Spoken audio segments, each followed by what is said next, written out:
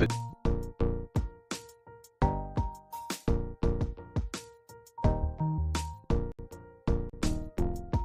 The dog game is dying. Let's talk about the game first, not the dogs. It's the challenge of the wins, the competitive addiction, the thrill of the win, and the rewards of achievements. Losing only gives you the drive to come back. I learned to watch the winners. My motivation was there, my dedication was evident. Now I'm a winner. The problem is the cheating to win, manipulating the truth, and then it's the all outliers. How is this sharing our achievements with liars, cheaters, and bullshitters? We have lost the hit. We can't decipher the real from the fake. The loss is the cost. So I salute these dogs of going hard kennels for all that you given. Talk about pit bulls. The history, the breeding, the maintaining and feeding, and the controversies surrounding the great hunts. Come interact with the legends, dogs of the past and present. Hosted by one of the game's most respected kennels, going hard kennels Twin 1 and Twin 2, dogs like Champion the Debrat, the very first champion off-brand champion Mayday, the dog of the year, and Register of Merit. Champion Pretty Mama, 2-time Best in Show and 2-time Gamest Bay, Register of Merit Damn to Champion What a Day, Champion Gus, Champion Elrod, Champion Yellowbird.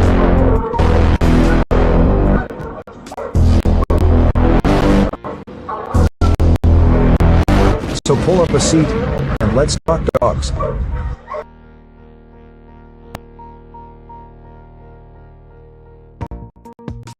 The dog game is dying. Not the dogs. It's the challenge of the wins, the competitive addiction, the thrill of the win, and the rewards of achievements. Losing only gives you the drive to come back.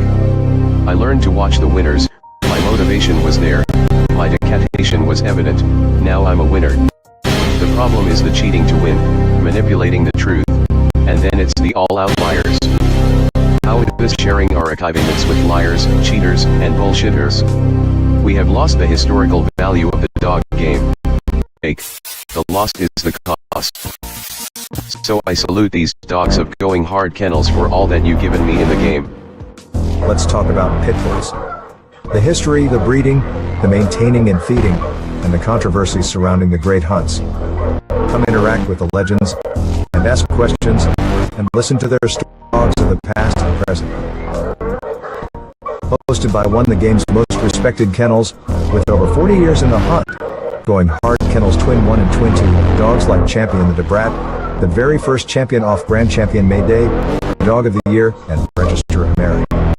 Champion Pretty Mama, 2-time Best in Show and 2-time Gamest in Show, Register of Merit Damn to Champion What a Day, Champion Gus, Champion Elrod, Champion Yellowbird.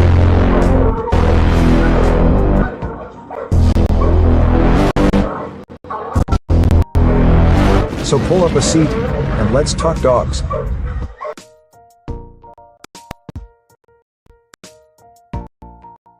Hi. Let's talk about the game first, not the dogs. It's the challenge of the wins, the competitive addiction, the thrill of the win, and the rewards of achievements. Losing only gives you the drive to come back. I learned to watch the winners. My motivation was there. My dedication was evident. Now I'm a winner. The problem is the truth, and then it's the all outliers. How is this sharing our achievements with liars, cheaters, and bullshitters? We have lost the historical value of the dog game. We can't decipher the real from the fake. The loss is the cost. So I salute these dogs of going hard kennels for all that you've given me in the game. Let's talk about pit bulls. The history, the breeding, the maintaining and feeding, and the controversies surrounding the great hunts. Come interact with the legends, and ask questions, and listen to their stories as we talk about kennels and dogs of the past and present. Hosted by one of the game's most respected kennels, with over 40 years in the hunt, going hard kennels Twin 1 and Twin 2, dogs like Champion the Debrat, the very first champion off-brand champion Mayday, the dog of the year, and Register of Merit. Champion Pretty Mama, 2-time Best in Show and 2-time Gamest in Show, going hard's Bay, Register of Merit Damn to Champion What a Day, Champion Gus, Champion Elrod, Champion Yellowbird.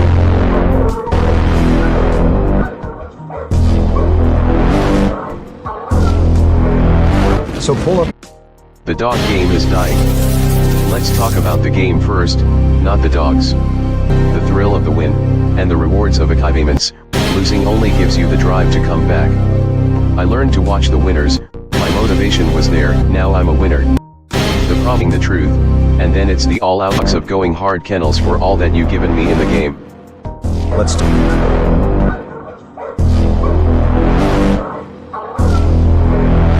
So pull up a seat, and let's talk dogs.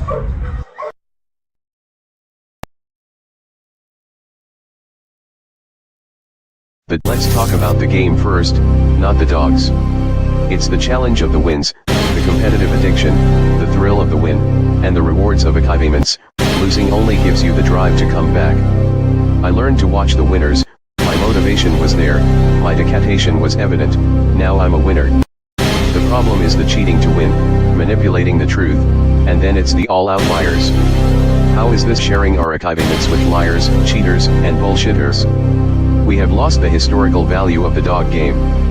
We can't decipher the real from the fake, the lost is the cost. So I salute these dogs of going hard kennels for all that you've given me in the game. Let's talk about pit bulls. The history, the breeding, the maintaining and feeding, and the controversies surrounding the great hunts. Come interact with the legends, and ask questions, and listen to their stories as we talk about kennels and dogs of the past and present. Hosted by one of the game's most respected kennels, with over 40 years in the hunt, going hard kennels Twin 1 and Twin 2, dogs like Champion the Debrat, the very first champion off Grand Champion May Day, the Dog of the Year, and Register of Merit. Champion Pretty Mama, 2-time Best in Show and 2-time Gamest in Show.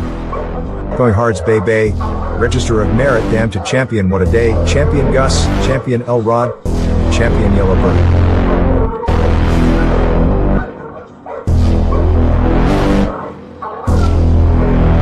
So pull up a seat, and let's talk dogs.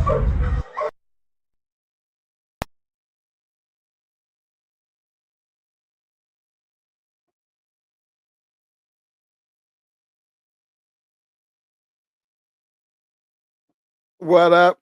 What up? What's up? Big shout out to all my people out there in the Shark Tank.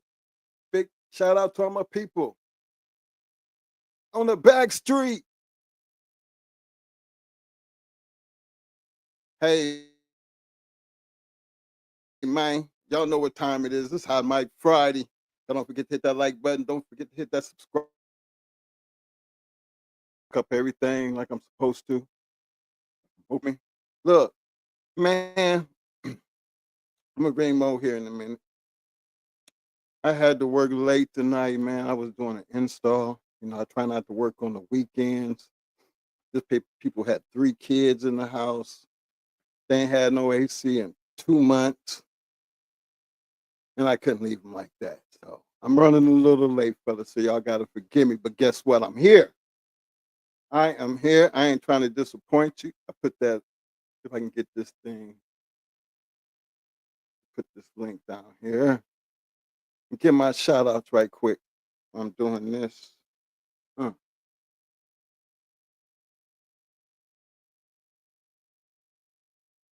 on, hold on, hold on. Hold on. Don't want that.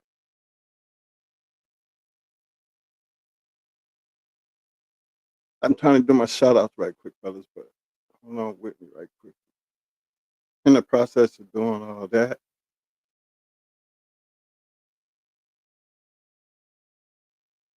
my attention is trying to get this link up here, and it just did the skadiddle on me. Hey, man, I want to give a big shout out again to all my people in the Shark Tank. Big shout out to Blood Number 1, aka Havoc 360 in the house. What up, fam? I know my man supposed to be here today. And I know he just tripping out because, you know, I was late. And I know he tripping on that one. Because I bet you he been talking to Mo all day. Just as soon as I get here,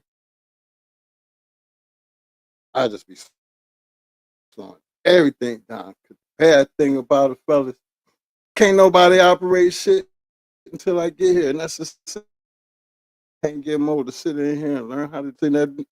Brother told me, said, shit, you do all that shit. Well, I got to do all that shit. You got it. I get home today. He's sitting there waiting.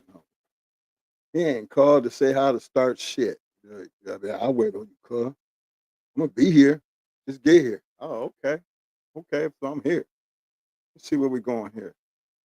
Get my shout outs right quick.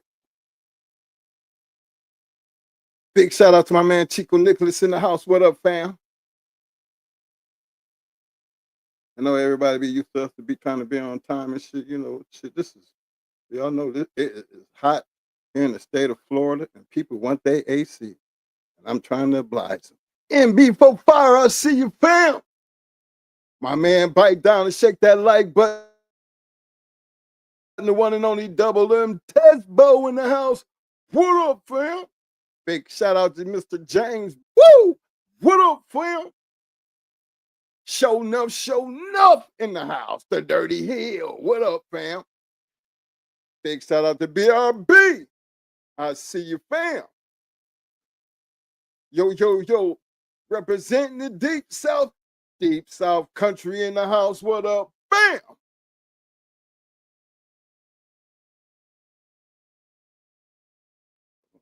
Miss nobody. What up? A couple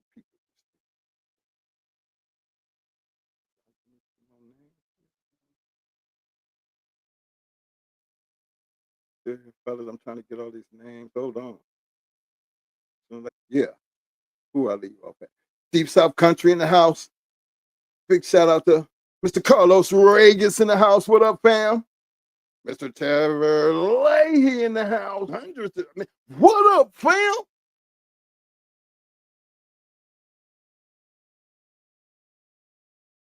Maybe Levy 47. I see you, fam. I hope I said that right. But FO4K.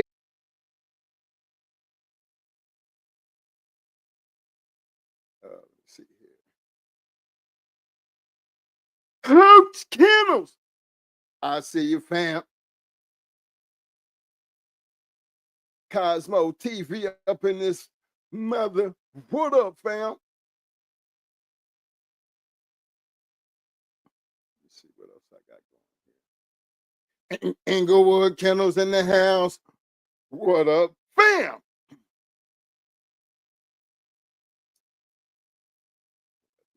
That. All right, fellas. Hold on 1 second.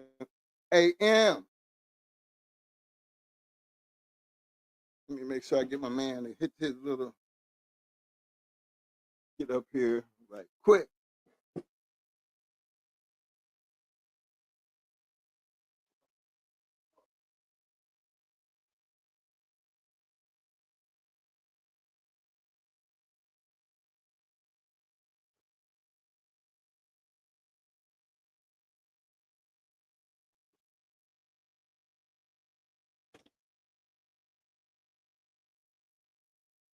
Yeah, man, I'm so damn tired.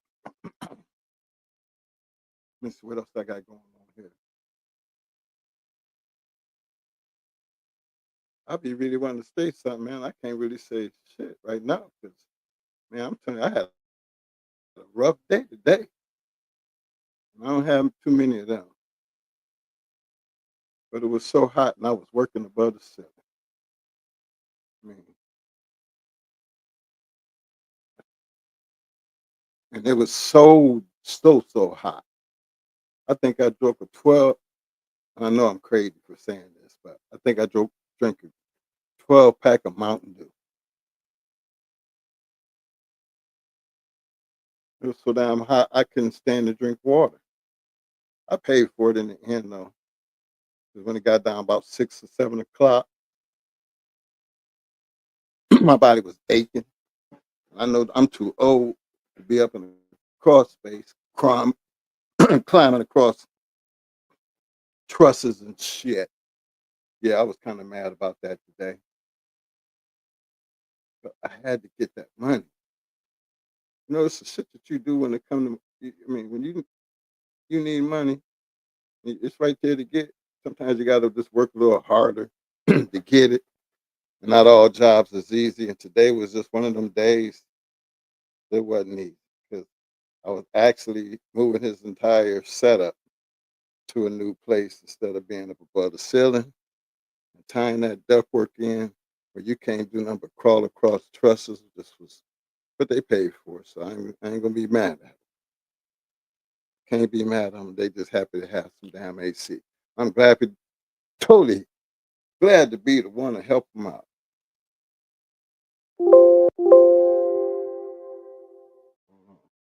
Don't do that. Oh, cancel, cancel that.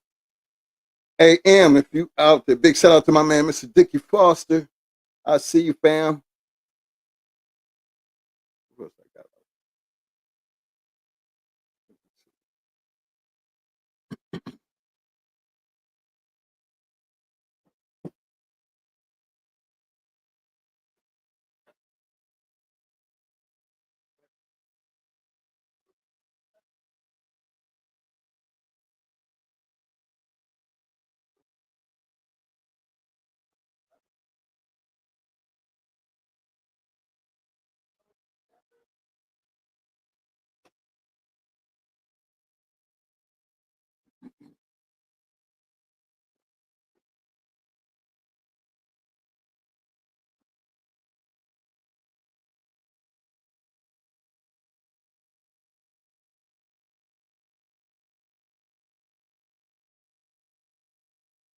I'm waiting on M. Let me put this back up here so he can get that right there.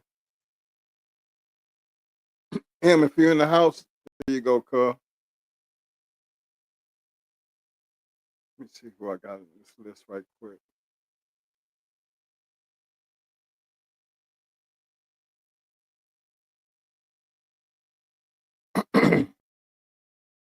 When we be talking about these bulldogs, right?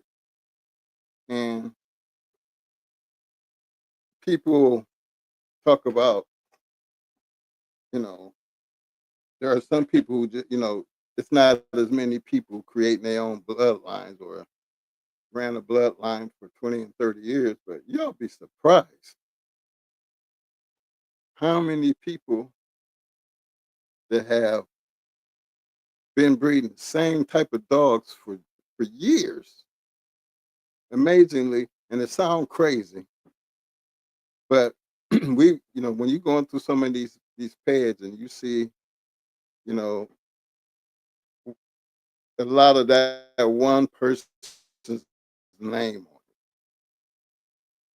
and then you'll see them outs that they be putting in, or how they trying to tighten up on something that they doing. Pay attention to those type of people because it'd be those type of people to be them spotty names that wind up in somebody else's pedigree.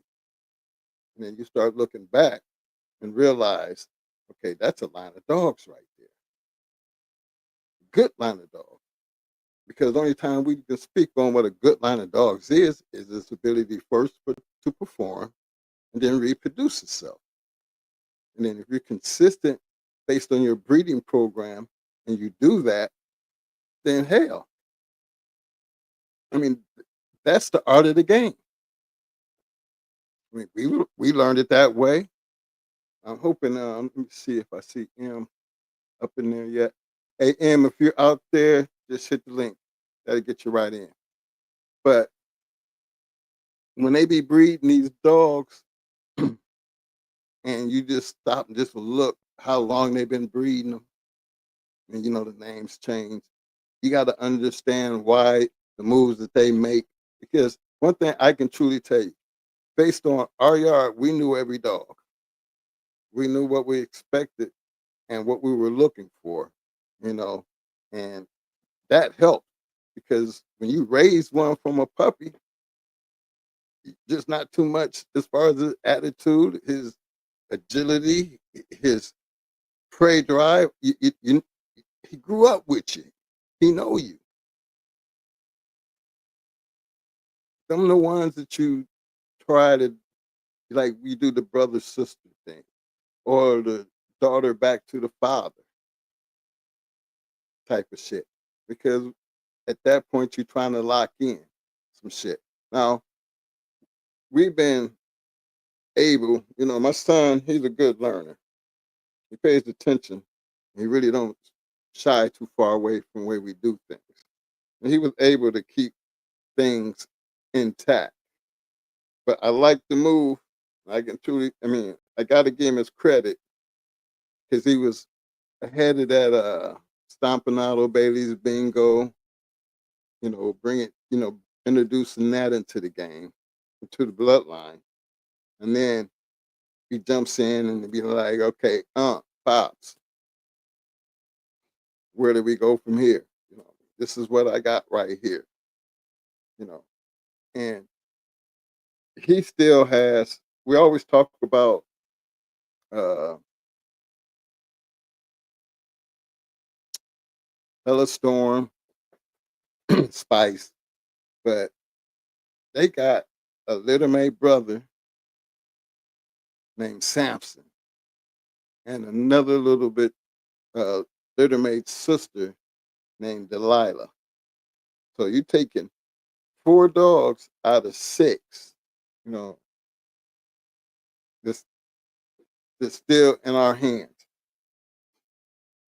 And to see them dogs growing up over and like we got the 2 here and then they got the other 2 down there with him.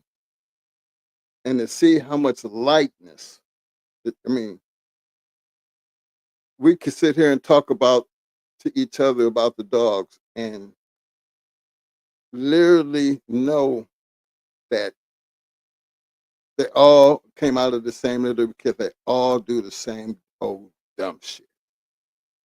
They whine, when I say they whine, when they want, instead of just barking, they do this crazy ass, jumping around because you got to keep them active. So when I hear them say, Pop, is so and so there? But the good thing about it is they're good dogs, damn good dogs. Now, understanding that little bit of the program and how do you keep moving it forward? Because when you're done with most of the going hard dogs, they all gonna have something in common. You know, Not saying we got away from what we were doing, but times changed over the years. And I like the path that he was going because he made it a point to keep certain things and double up on certain things. So he understands what it takes to bring the back to the front. See, in breeding, and I ain't the one to really be telling y'all this, but I'm going to just keep it simple. For me to talk about, I understand one thing for sure. The key is to try to bring something from back there to the front. Most successful breeders have always been able to do that. And it's not like it's a real blueprint to it because there's so many things that go into. Once you start understanding the breeder, then you need to understand why he did the things he did. To that. You see, they was masters at it. Let me bring my man in here. Yo, big bruh. What's going on, man? Hey, what up, fam? What up? Appreciate you showing up tonight. Bruh, I am so sorry. But he told, I don't know if he told you, but he didn't even try to. I know y'all been in Detroit too, okay? Detroit, they have a place to win in. But, hey, man, this is a good interview. What you want to know? What you want to know? Mad Doctor, he said, what you want to know, fam? No. Now, you talking about Mason, dog. Them pedigree to go way back, y'all. Now, y'all searching shit. But see, when Mason came up, y'all didn't know who they was. Now you're looking at Mason.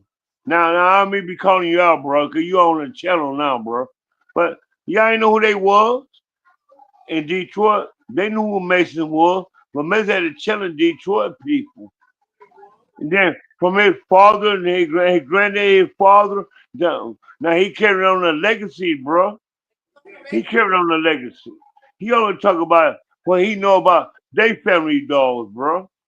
I can't talk about a number of balls. Like, no, I ain't gonna hate on y'all asses. I don't do no hate. I'm not gonna hate on y'all. So y'all talk about that red boy shit all day long. I'm 3-0 against red boy shit. But when you talk about Mason dog, you talk about legendary ass people dog. Well, black men were goddamn legendary, bro. Them people legendary. Him right here on the damn channel with me tonight. He's legendary. His family is legendary.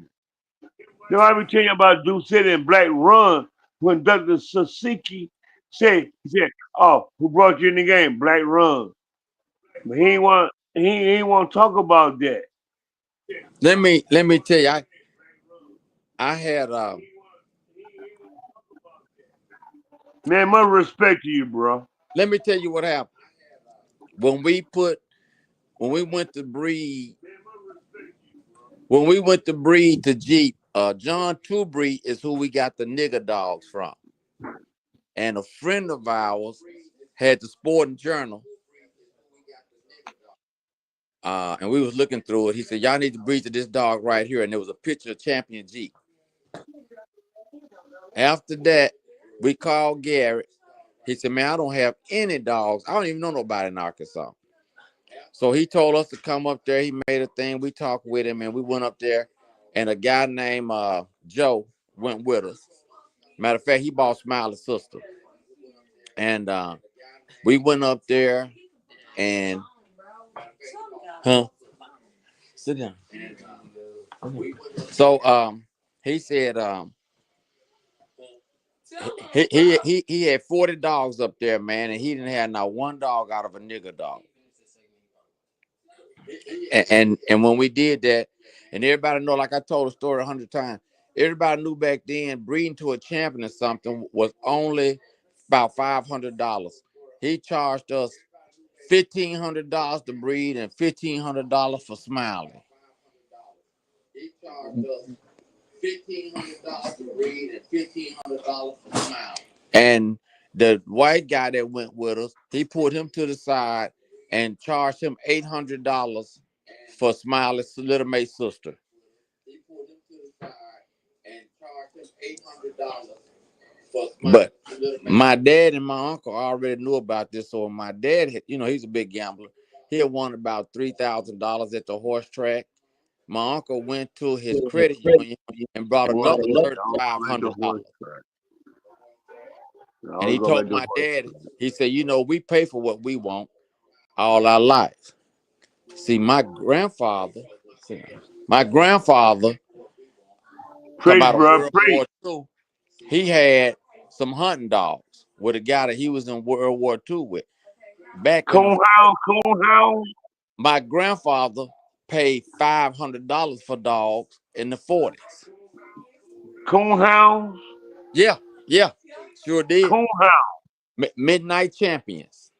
Yeah, I'm talking about if your granddaddy was. You say your granddaddy, he had to be hunting.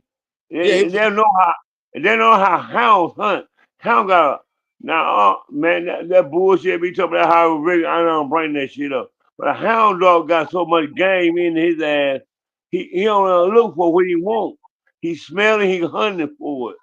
So So go ahead, we bro. Go ahead, bro. Talk about we your granddad, about them we hounds. we bred the Jeep. It didn't take the first time. So the second time, when we was up there, Katie Marlowe was there. She had bred the Jeep. He said, "Do y'all want to meet Katie Marlowe?" We went to the hotel and met her. When we bred to him Friday and Sunday, we didn't get any dogs. So we went back 7 months later, and he had him at the University of Georgia. They was putting injections in him and feeding him some good stuff. And we bred for 3 days, and I ended up with Beauty and Mongoose. I ended up with 2 dogs. Right after that, He had one more litter like Smiley, cause his wife told me he had one more litter, and I think that's the litter that Weirdo Nim was in. But he had 40, $45 up there out of Jeep, bred to his sister Kate, bred to his daughters and everything else. See, I knew at that time Jeep wasn't producing no more. So a lot of time when people sent dogs up there to breed, he would stick with your dog and hang up with your dog, and then he would take a picture, but he was actually breeding those double bred sons off of Jeep. So Cause that later so on, so so Crenshaw and I talked. Like Crenshaw told me. Crenshaw told me. He said, listen to me. He said, I gave him. He said, I gave him. He said, I gave him Jeep Little Mate's sister. He said, I gave him Jeep Little Mate's sister, and I gave him 3 rascal dogs to make a yard. Sit down. Y'all know where the please. Sir. What you mean? They just went back there in the room. No, they was. Please, sir. Can you please say no? Because I don't do nothing. Come on, sit down. Okay, so what did I do? So anyway, I told that story 100 times, and we made that breeding, and that breeding started working. I told that story 100 times, and we made that breeding started working. I bred Smiley. When I bred Smiley, he was 16 months old. K was 13 months old. When I bred Smiley, he was 16 months old. That's the brat, ain't it? Yeah. K was 13 months old. And so, can you imagine how many dogs we had off of that repeat breed?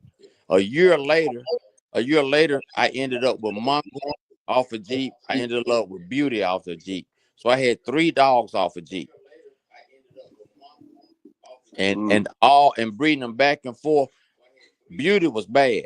Mongoose was a big dog, red nose, gold toenails, gold eyes.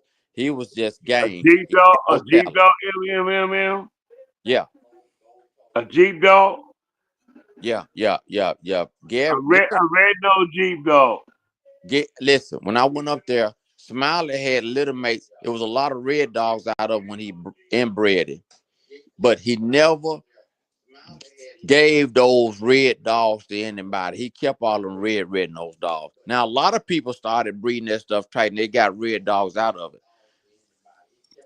Trim red rod with the white stuff.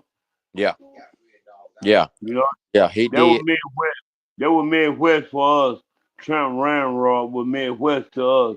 That Jeep, But Jeep didn't really run Jeep to Trent. But I respect y'all because y'all had them there them litters. Them litters what y'all had y'all threw out 1 litter that was hard as hell. Yeah, Talk about that, bro. it was 17. It was 17 wins in 1 litter, and later on we got introduced to Jack Kelly. Yeah, I'm on this whole. So later on, we met Jack Kelly in Kentucky at up there at the show for my old dog man, and we talked to him, and we stayed in Kentucky. We stayed in touch with Jack Kelly. And one thing that he told us, he said, man, these guys been doing these dogs for years. He said, but a lot of people don't like to go into people that's some stiff competition. Uh, we was up there at Carter's Corner, Carter that used to be in Kentucky.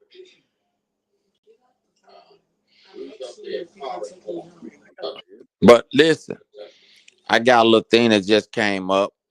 I'm going to jump off here for a little while, twin. But I'm going to come back and finish up some talk with y'all in a little bit.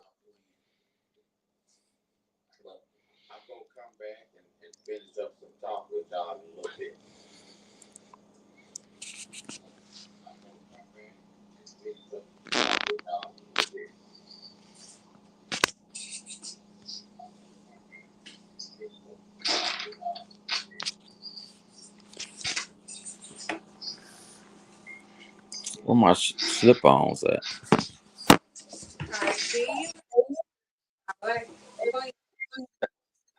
Okay. Where you at, big bro? You was telling the story, then all of a sudden you just Yeah, I got to run up the street right quick. No, I don't. You took it from me. Yeah. Street right quick. No, I don't.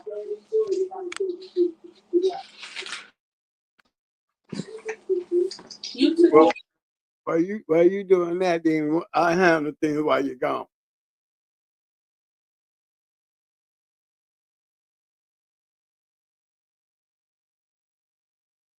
All right, y'all. Hey, this thing, hey, what's up, y'all? What's up, man? What's up, Mad Doctor? Is that a joint you smoking, man?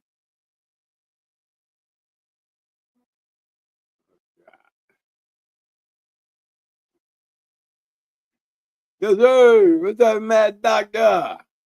What's up, baby? You already know I know you. You already know I know you. You already know I know. What's up? What pay we put up tonight? I don't know, man. You know, I wanted to go through the Triple Williams shit because I was supposed to get him his pictures. The guy got pictures of Hellcat. I got pictures of all With them dogs. Noonie, yeah, with Noonie and all them, yeah. But Ram, you know, Ram ran he ran the Busenberg dog. Flag will champion flag with Busenberg. White and cow patch dog. You know, like I tell everybody in the chat, Ram broke the city up over in Detroit. Yeah, y'all might have been here earlier, but when I met y'all got here later. Ram had broke the whole city open, bro. And then like I said, like I tell people, bro. And then me and your brother used to talk on the back street when I had his phone on, bro. I lost my phone. I'm tell y'all this, bro. Man, the community is so strong now, bro. We can't if you don't do nothing but breed your animal to perform. You don't breed your animal to perform. What you got, bro? It, I don't mind y'all bragging about y'all Mayday dog. I hate that shit. I hate Mayday dogs, but you know me. I ran my Doucette dog. I hate Doucette dog. That ain't shit. Hey, hey, hey, Got the right hey, one. hey, Listen, I'll give you my man hey, power. goddamn Hey, well, we that shit I ain't know if shit. it all go with you tonight. 'Cause I already know you got the upper hand. Y'all mute me anytime y'all want to. But Yep, no, yep. It but me okay. but That we the all whole got shit, Mo, was this, Mo. The whole shit, Detroit is Mecca. they all right. You know, I'm from in the area. You know, we played up Well, there. well, well. I You said know, I Detroit ain't is never Mecca. Well, walked up in that motherfucker. I can tell you that. I you, ain't never you walk, you walk through that one. I seen you. I seen you. Now, one thing I can respect. I I just said seen y'all. I never I ain't walked. know y'all, but I seen y'all. Right. I ain't know y'all, but I seen y'all.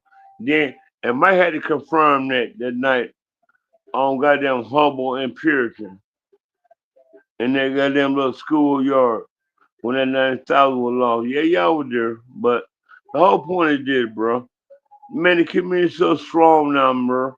All we gotta do is support each other, bro. Ain't about no arguing, ain't about no fighting, ain't about no breeding, bro. It's like y'all can't find no hang shit for me. That's all I talk about.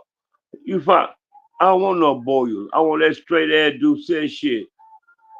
And then Doucette went away from this shit to find Red Boy Jocko.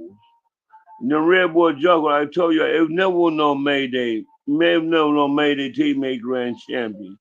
It was always Yellow John, bro. It was always Yellow John. Detroit was Yellow John, dog. There wasn't no yellow until Mayday made grand champion. And then I won't get so deep into this shit.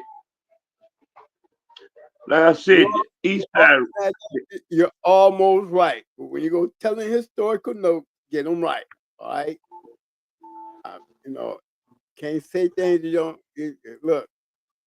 Come on, man. Listen, educational is But free. then, So but then twin. I don't want to be on the show sitting here straightening you out. You know, why you sitting there going off this steady talking now? You know, No, what we gonna do your it, information is a little off. So I'd be like, come on now. It was bruh. What we gonna their do boy. is this, Let me bruh. I'm bring you not no up. cosmic cow, bruh. I'm not no cosmic cow, nigga. I'm Yeah, I'm not not trying no to call cosmic you that. cow. I mean, if I wanted to call you Captain McCall, I wouldn't. I don't need you to tell me that. If I wanted to, you wouldn't All have right, to say that. I All right. do what I'm saying. Do what I'm saying, Mo.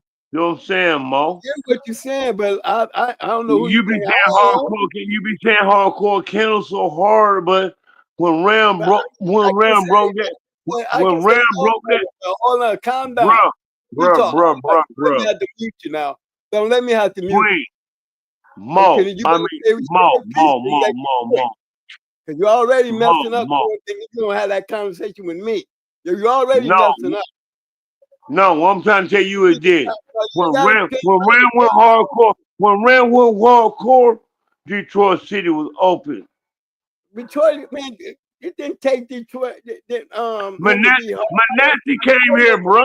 Manasseh came here to run with, Detroit. bruh. I'm not gonna argue with you. Manasseh came here. Manasseh is worldwide. Manasseh came here and ran with Westside Hoorah. Bruh. Y'all won that money that night against Westside Hoorah, bro. Everybody in Detroit, everybody in Ohio, everybody was out there was doing their thing. I hear what you're saying, but don't combat me. You don't know enough to combat me. I I'm ain't never standing right there came at next you. to him. You I ain't act never like you came ain't at standing you. next to him. I seen you. You better I'm realize coming at you when I see you. I'm coming at you when I see you. It I've been doesn't matter. I supportive. mean, so what? I've Calm been your ass supportive. down. When I I'm get coming at you when I don't see you. start talking You over me. won that I don't money, want to have bro. If I say you I don't won want that to have money, to then what you down. arguing for, I'm Mo? trying to tell you. I'm trying to keep you right. Listen to me. You ain't gotta prove all that shit to me. You ain't gotta tell me if you was there when I wasn't. I don't care. I don't care about none of that. I don't care. You were there. I'm trying to You were keep there. you right because if you were so much there, I shouldn't have to stop you to keep you right. That's the point I'm on. When I try to push the brakes on you, I ain't no, don't talk over me. Go ahead, bro. There you speaking. I'm trying to. I wouldn't have to tell you don't talk over me if you weren't trying to. Well, then you, man, talk. I am. I am talking to you. Don't you? You heard me? I ain't heard shit you said. You ain't All right. talking. Well, okay then. No problem. I guarantee I can hear me now, can't you? No, man. Look, I don't mind you coming up on this shit, but I don't know how you is on anybody else's shit. But when I'm up on this mug, I don't know how cool you and Mike is. But when I'm up on this shit and I'm listening to you tell your story, but if it ain't right, I'm gonna stop you. I'm gonna stop you. And if you can't get it right up on here, don't come up here. Don't come up here and just go flinging all over the place. And I hear what you're saying, but when you get to just talking and don't know what you're talking about to me, when you see that shit to me, cause I know what the fuck going on up in this place. I know what the fuck was going on up out there, so you don't need to tell me. I can tell you though. I can tell you, and if you don't like it, don't come up here on it. If I can't stop you, see you running your mouth. You look, I'm sitting here looking at you running your mouth instead of when you should have really been listening. You know the rules. You know how the gang go. When a real dog man talking, you shouldn't be trying to talk anyway. You know, you can't respect that over here. I still see your mouth moving. If you can't respect that part about me over here, if you cannot respect that part about me over here, don't come up here when I'm on here. See, I got you on mute when I shouldn't have to have you on mute. But I don't have to, I'm looking right at you.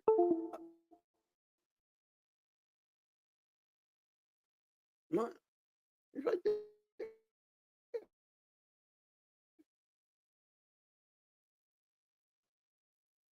What? For what? No, I'm sitting here listening, and one, he sounds like he's drinking.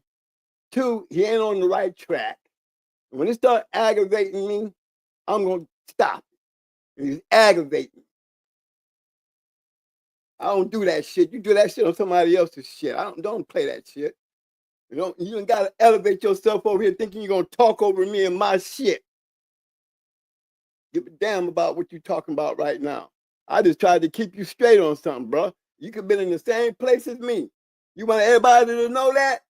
You want everybody to know you was out there with us? You ain't got to do all that shit around me, because I ain't gonna let you do it, bro. You wasn't around here enough for me to know you. So don't come around here with that shit thinking you're gonna talk over me, bro. I'm trying to keep you right. I'm trying to keep you right. I know exactly what was going on up in the D. I know exactly what was going on in the D. We was playing in the square. You weren't playing in no square. What was you, one of those spectators? Was you one of those spectators? I don't know. No. You want to talk? I don't mind listening, but when you start going off talking about fuck this and fuck that and red boy, man, come on, man. He talking about red boy until Mayday came champion, grand champion. Yellow John, yellow until Mayday became. Mayday was nowhere around when we was out here with Queen of Heart, Joey. Mayday was nowhere around. When Ram went in the Doogie, Mayday was nowhere around. Nowhere. Russell, Hoorah and them, they came up later on down that Mayday area. They wasn't even around during my time when we was up there running around with Satan and them. Or when King David and them was up there. Or when Windy City was running around up there. They wasn't around. Yeah, sling your eyes around, because I will embarrass you. You better get out the counter fucking with me, bro. Because all that eye fucking and shit you're doing, you going to make me put you out the room. Because you didn't know what you was talking about. You get up here with a real dog, man, and you sound like you a corny one to me. So you need to chill that shit out, bro. Now, you want to sit here and listen to him and see why I'm going off? I don't like doing all that on my shit. No, he talking over Mason like he want everybody to know something. You want everybody to know like he all out there like that. But don't do that shit over here on me, because you ain't on that level with me. Don't even fool yourself. And then you talking over Mason? I mean, come on, man. That ain't what you call respect. Respect is when a real dog man in the room, you supposed to get him the floor. We don't need you stopping all over the place. And that's for real. I ain't trying to bark at you, but I'm going to keep it real with you, because I'm just as grown and old as you. And just remember, this is my shit. I'm on the floor right now. You could just be sitting there talking to yourself because you on mute. Ain't nobody heard you. All they see you doing is jibber jabbing while I'm talking, and then you ought to see how bad it look. No? Mm-mm. What you say, FFK? You want me to turn him on, man, so you can ask him? FK, my man said, what make you a real dog, man? He ain't asking me. Said, what's the topic tonight? Me getting control over the show? No, I was trying to give it to Mason and let Mason have the flow, but then he slipped out. I'm not giving it to Mad Doc because he don't know how to talk.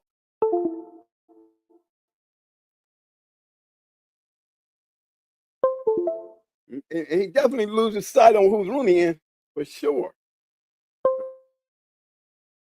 I ain't trying to be mean, but no, you don't do that to me. Man, I'm ready. Like I said, I was gonna pull up. I'm asking everybody you said. Oh, he said, I'm asking everybody who said. Oh, you right. He said, I'm asking everybody.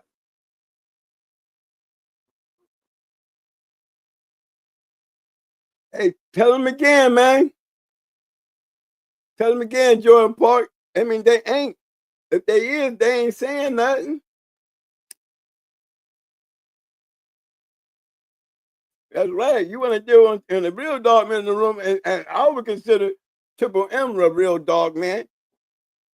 These guys, look, he can talk as much as he wants because he already did this time. He can get out here. There's a lot of real dog men, even the ones that look. Mama been on this show. Sniper and them been on this show. And when I call them real dog men, because they did dogs. That's what I call real dog men. And there ain't no doubt. And one guy on this show that I can't put on here and show you all they dogs. Tony Wade been on this show. You know what I'm saying? Ohio Cash been on the show. Armin been down there on the show. Even Joe been hanging around on the show. Yep. So it ain't like, my thing is when you see me being quiet when they be on the show, it ain't because, they better than me. I just give them they due respect because shit, y'all need to hear from them. Y'all hear from me enough. But at least y'all get the real. And when I mean by the real, these dudes was doing it for real. I don't know one of them that didn't have a grand champion. The guys that be on these shows, they is old asses like me. I be trying to bring him in, man. I'm still trying to get Loctite Mike. I'm still trying to get all of them in the room at the same time. You know what I'm saying? I'm trying to get them all on the show. Because you ain't going to hear my mouth. Bet you. You won't hear me say a word. I wasn't saying no word. I didn't have the flow. Because this story is interesting. The man he made all women on one breed. How many people can get a one breed, not a Jeep, and get couple like damn four or five champions out of a litter? I know in that one litter they had 17 wins. And his daddy was better than him. His daddy was better than him.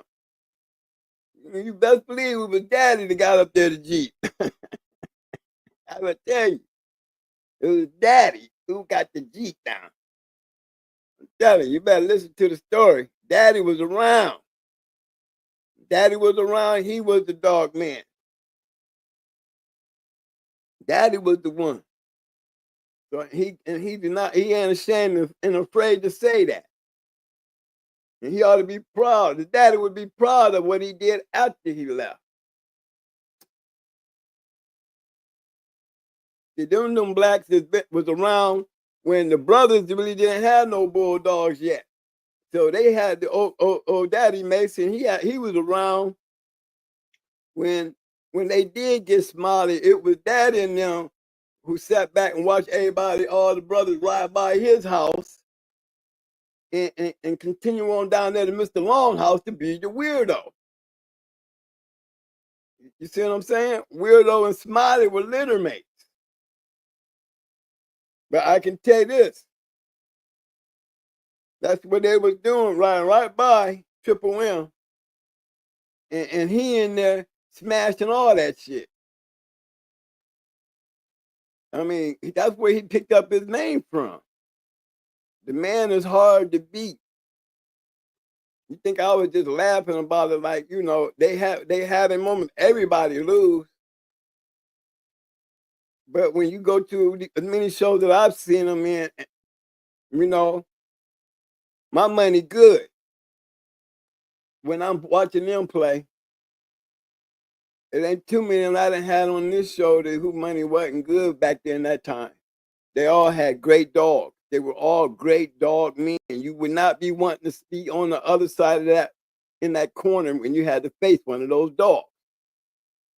And that's just plain and simple. Yes, he's right. McNasty with them was hard to beat, but they could lose, especially when they start running into each other. Somebody gonna lose. Imagine Roadblock going in the True Colors. How many times y'all seen that shit?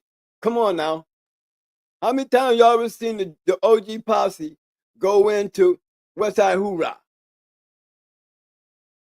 You know what I mean? Or Joe, yeah, Joe or Joe going in to McNasty now. Because they sure did. They sure did. You know, and it'd be a war. It'd be a war. I said I was there when King David lost. I was there with Boss Man. I was there with Champion Bo. You start saying Champion Bo and Frankenstein, bitch can't remember none of them. Hey, Frank Bunch running around through there. We don't really have, we hardly ever talk about the SWAT team in them. You know, and the boys coming out of Flint. You know, D-Town was just the mecca because they was the central spot between Chicago and Ohio, and that connection between the Pittsburgh, where you know that Pittsburgh connection, because you know, like Pittsburgh. When we talking about Pittsburgh, we talking about Warren, Youngstown, Ohio.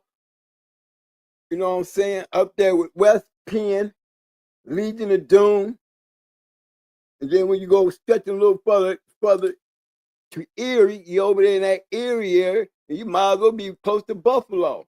That was a mecca right there. When you talking about meccas, I done been in many mecca areas. Down here was Mecca. The DBM was Mecca. You know what I'm saying? At down Florida, Miami was Mecca. All these places had great dogs. All these places had great matches. All these people was fun as hell. Tennessee was Mecca. South Carolina was Mecca. I got chips from over here to way over there. That's how they used to say it.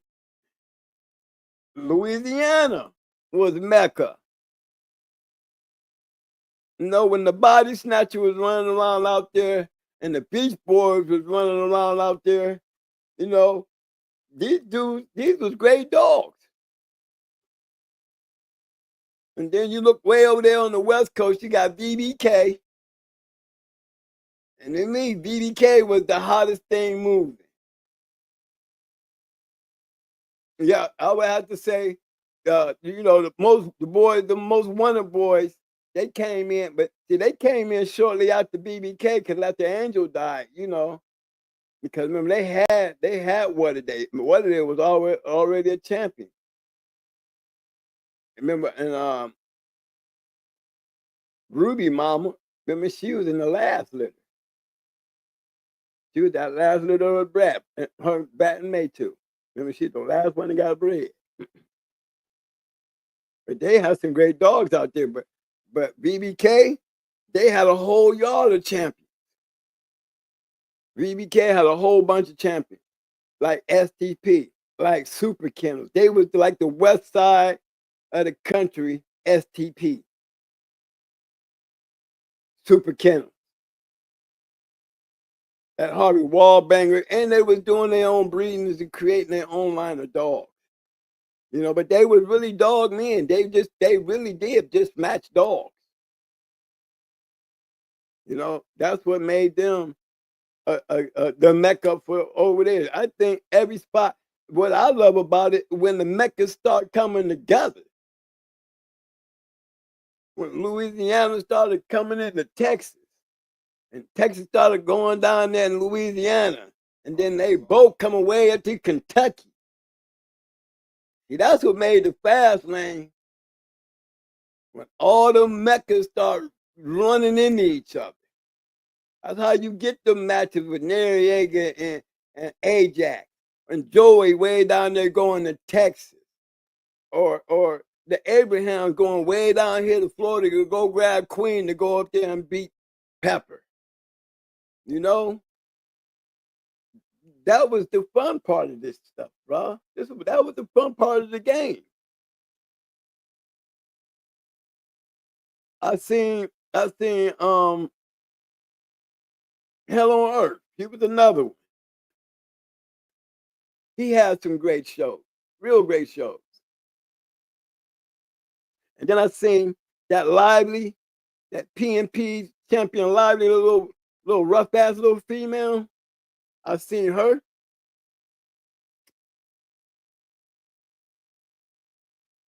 And I can literally tell y'all for real. She was, before I seen Queen, and then I seen Pandy, that champion Lively dog was probably the roughest dog I seen. She was rough. And she was a little speedster. But she was a real rough ass dog. Them PNP boys was doing a lot of dogs back then. They was on the road. But they had that killing machine.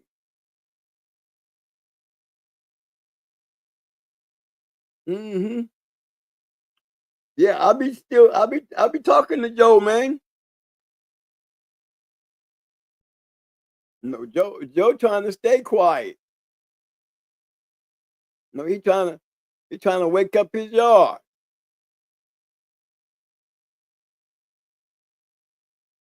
He got some good dogs on his yard. He got a few of those Queen of Heart dogs up there. You know?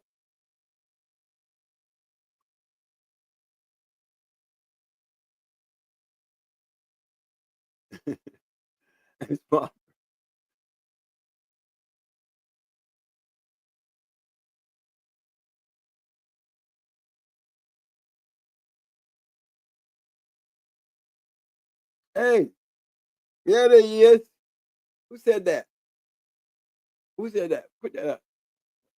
Real dog man ain't on the screen talking YouTube. Oh yeah, there he is. They just ain't doing dogs no more, bro. Let me help you on that, real Jordan Park. I'm a real dog man. That's why I'm on YouTube. I just ain't doing dogs anymore. My days is done. Triple M was on here. He a real dog man. What? He on YouTube talking? Mau real dog man. He on YouTube talking. Rosty man on YouTube talking. Them was real dog man right there. Sniper right here in the chat room. He a real dog man. Fat Bill real dog man. He on YouTube talking. J-Bo real dog man. He on YouTube talking. No disrespect to you either, dude. But I just want to keep it real with you, fam. See, I ain't one of them ones that got to get up here and build a story and act like I'm something that I ain't. I'm just up here talking, and I am a real dog, man. I can tell you and show you my shit. And that's the only reason I can sit up here and do and say what I say, and bring the guys that I bring on here who on YouTube to talk, because we ain't engaged in that shit no more. So this is the time for us to enjoy and give y'all some insight on our world, what it was like when we was playing. That's all y'all getting out of us. That's all y'all getting out of us. You know? But if we would, believe me, if we was playing, you right about that part, because if we was playing, we wouldn't be on YouTube talking. Ain't no business to be on YouTube talking. But see, all of us, we can get on here and talking with no fear of getting in no trouble, because our days are over. We ain't doing shit now. We can get on here and talk as much as we want. And it ain't like we giving y'all some bullshit story. Every one of the guys that I done had up here, you had a journal in your hand, you see them all up in that motherfucker. You know what I'm saying? So, hey, I invite them up here with the understanding that I know that they ain't got no trouble, and they ain't got to worry about getting in no trouble. Because you ain't prosecuting us now. It's too late. Them dogs is ass now. So when I say real dog, man, I'm speaking in a whole different category than everybody else to be sitting out here flinging that word around. You know, I can sit there and enjoy doing a show about all my shit and everybody else's shit that I be trying to show y'all how they be doing it. I'm just trying to show y'all how hardcore won. I tried to show y'all how Deep South was winning. I tried to show you how Mr. Lincoln them be winning, how Mr. Gaston them be winning, how Undertaker and them be winning. I'm trying to point out how Super Kennels and them be winning. I'm trying to point out all the little things for those guys that ain't on YouTube talking, but be coming on the show on the back street because they know who the hell's in here talking. And yes, they do be learning. Yes, they do get a lot of insight. You know, if they don't be for me, y'all ain't got nothing else. Y'all ain't got no journals to pick up. Y'all don't got no real reference on that dark side to use to find out what's really going on in the world. We used to take that journal, and that journal was like a damn horse racing journal. Like when you go to the racetrack, they give you that thing. You go in there and look at the horses. You gonna be betting on that night and have all the races. Well, that's what the journal was like for us. How you think we could find those great matches if we didn't have a reference to look around and see? You know? Shit, if you couldn't do nothing else, you could go in there and just shoot one over the bow by putting one in the editorial. You know? You put one in the editorial. Hey, Lionhead. Lionhead, congratulations. Say you want to come and see y'all. You know? Yeah, they were, hey, tried to get Satan and Shankbone together. Yeah, we trying to get that Shankbone to bring Lionhead and go into Satan. Man, everybody want to be the great dog. I know that's what my days was like in there. I just wanted to be the great dog, a good dog or a great dog. I wanted to see if my stuff that I was feeding put me in the competition with everybody else. If I can get in there and do what everybody else was doing.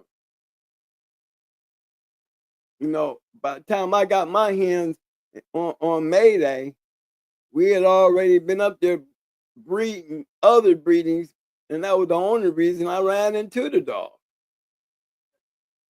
We had dogs then. Remember, I was up there breeding the Angeles Apache. Everybody know who that dog is. I'm up there breeding Amber to him. Put those two pedigrees together, and you would definitely be able to tell that we knew what we was doing. You know, the sports gods just gave us something even sweeter to look forward to. I bred Red Ace to Mayday before Red Ace went to Puerto Rico. That's how far I was into it. That's how Brat was able to become Mayday's first champion. She was off that Rascal dog. Remember that Goodyear's Rascal? The dogs that we had back then, our Rascal Eli dogs, before we got into this yellow world. Those dogs I bought out of the Carolinas. But can't talk shit about the Carolinas because them dogs came up out the Carolinas. Judo, Bruiser,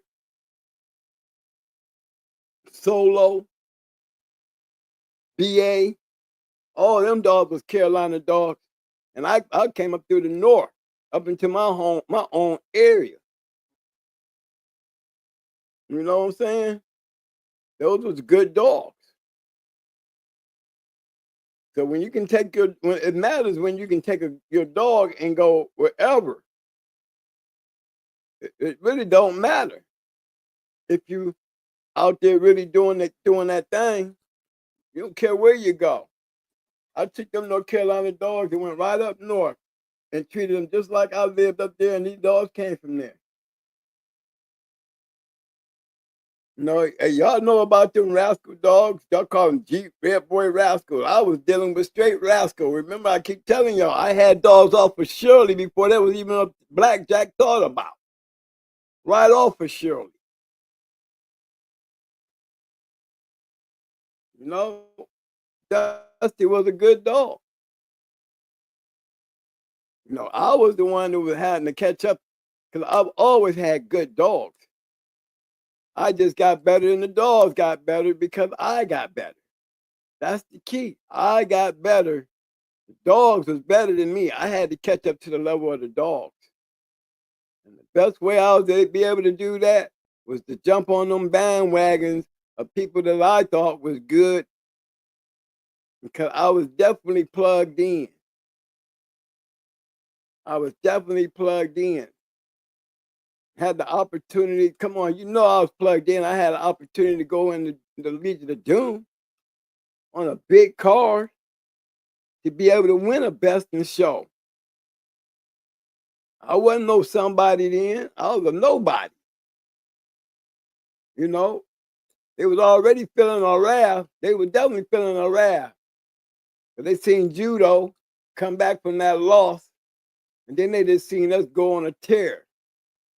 We came through there with Crybaby, came through there with Judo, and then Ratchet. Oh, we just amped it up. They knew sooner or later we was gonna get it right because we was around guys that know how to get it right. Hey, twin, check your cash app.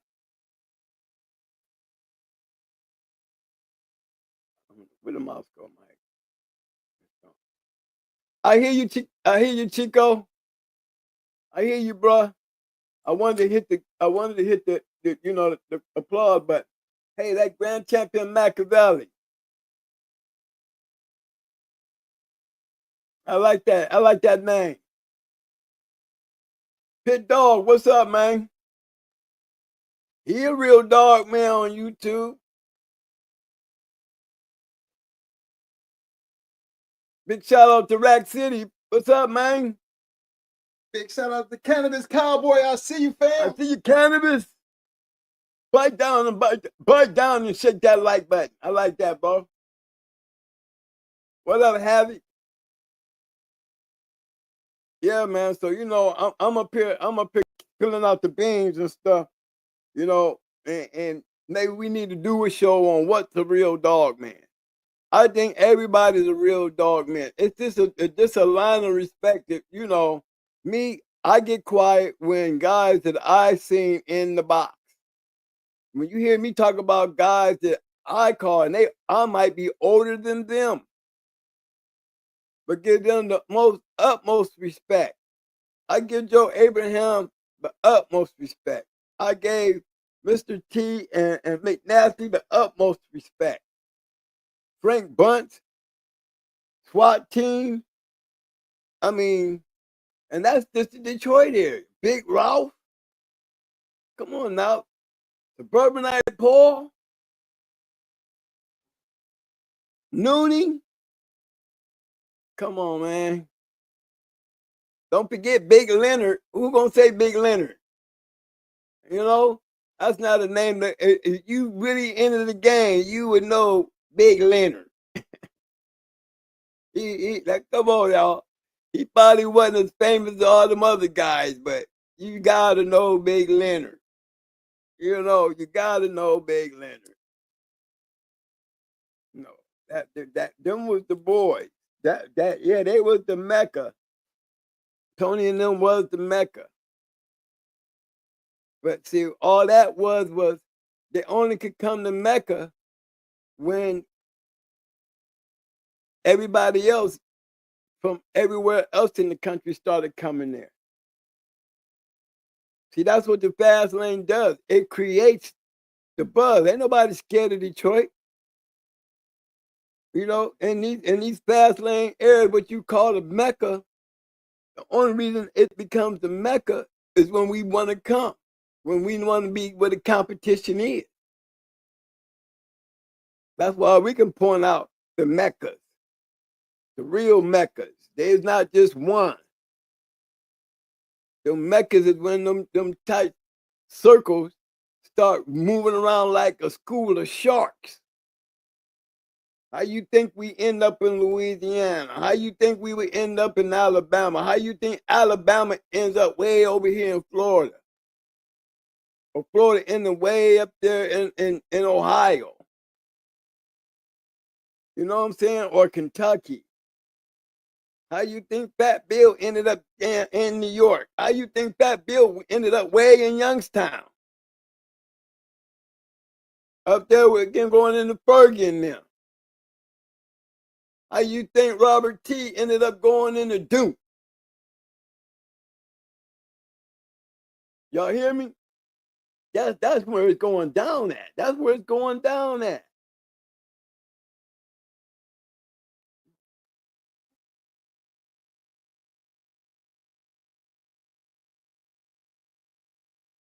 No, cause I see Mac Doctor on this screen.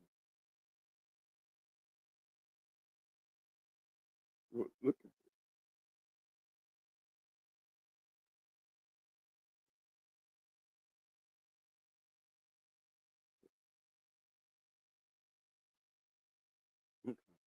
A dog man is a conditioner or a handler, but breeders are just important as conditioners and handlers. Jazz be weird, especially if you on YouTube. Yeah, but Itchy, see when Itchy, when you on YouTube,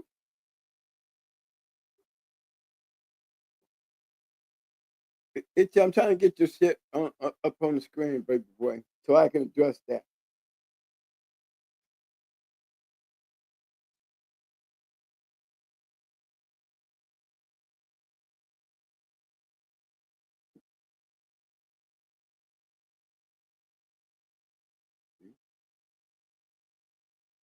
Oh, so I'm not on that screen. Come on.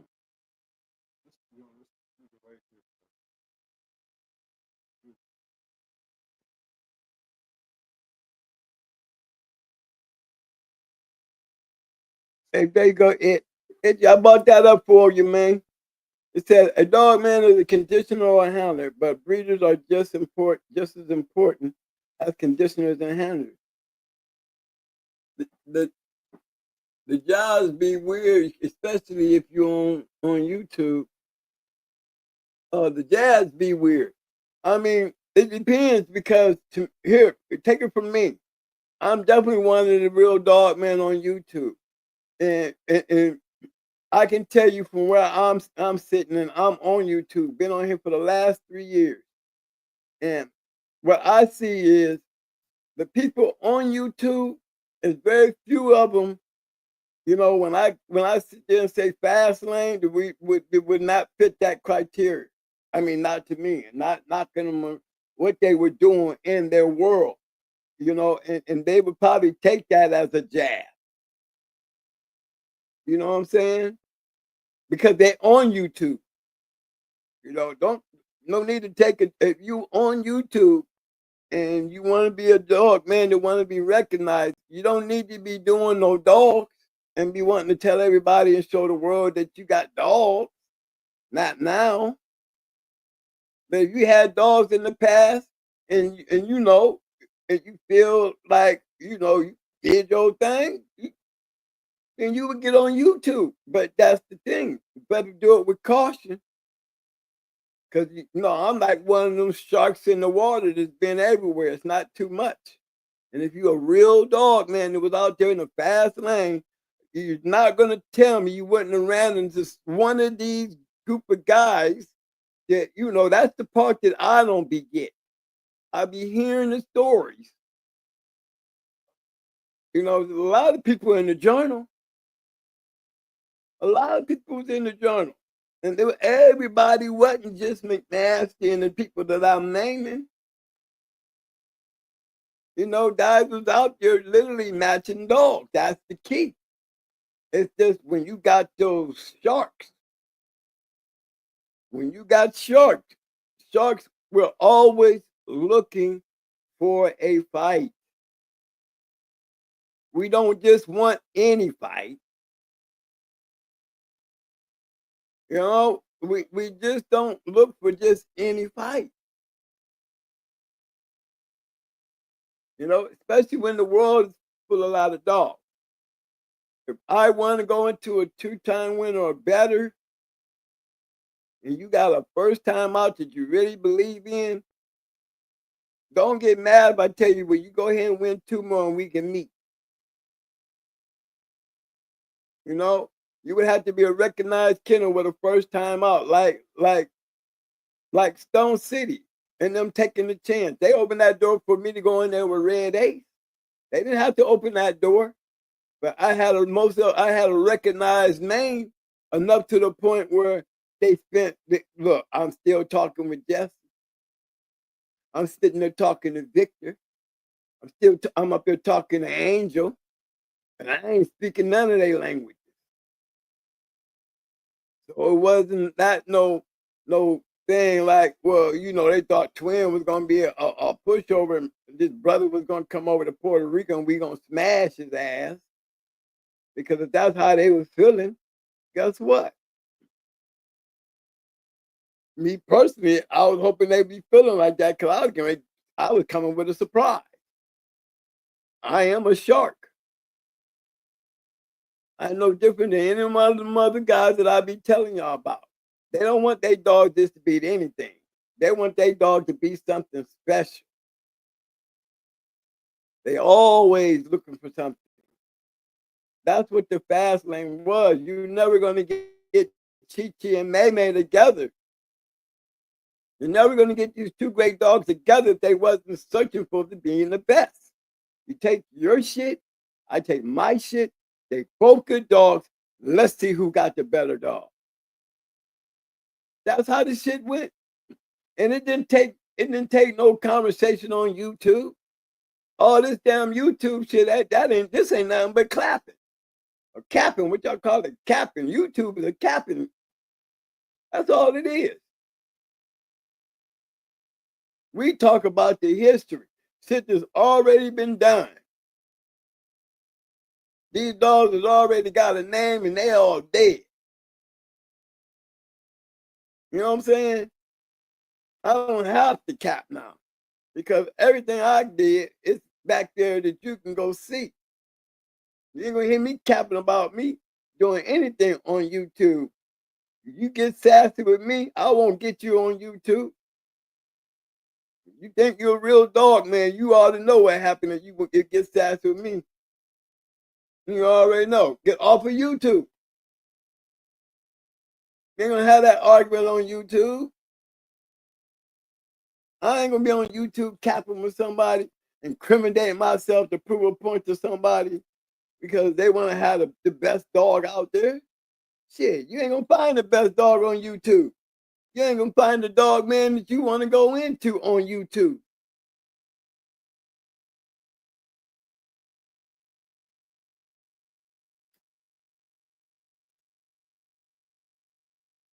Hey, Chico, I can say this. In my first year with losing with Dusty, Judo, and these are through lack of experience. I can name them. Judo, Dusty, Red Ace, there's one more there, and 2 with Roger Ramjet. 2 picks up with Roger Ramjet. That's it. And one more, lock and load. I lost the lock and load. Crossroad. Now so that tells you I ain't undefeated. But in those wins, you can put up about. I went down there 5 years without a loss with Brat and them, Buck Rogers. You know, 5 years on a running streak. I think the last match I lost, and I think the next time that I lost was with Buck Rogers when we went 7 pounds up here. Prior to that, look at the run. You know, I had a good run. You know, we was, and then look, and here's the other thing. Imagine when you out there in that world, man, and you get with guys that, you know, everybody's out there doing shit. And just imagine me going to Joey's show, knowing I'm batting with Joey. Me going to Queen's show, knowing I'm batting with Queen. I go see Pandy, you know I'm batting with Pandy. I go with Hardcore, you know I'm batting on Big Mike. I go with D South. Y'all know I'm batting with D South. Y'all need to ask me what was my winning percentage in the game, period, with all the great kennels that I was running with. On top of me getting in, getting my groove on, look at everybody I was running around with while they was out there getting their group on. You know, that was the key. Satan, BJ, Charlie, Stable. Oh, don't forget Behind, Loctite. These dudes, man, when we go pack up and go get one, man, I'm betting on them. Tony Rogers, I'm betting on them. Give it down who y'all coming with. Could guarantee I done won more than I lost. A whole lot more. I said 90%ers. I meant what I said. When you running with 90%ers, I ain't saying you can't lose. But if all I'm losing is 10% of the time, then that means 90% of the time I'm making money. And running with them kennels, I felt real good. Couldn't help but get better. You know, and they were thinking they wasn't jumping on the bandwagon. You heard Mau Mau. You heard Mau Mau. You should have, I mean, McNair was around. You'd have been hearing them. You hear Big Rob. How you think they know me? They been on our bandwagon. They band on up with us just like we band up with them.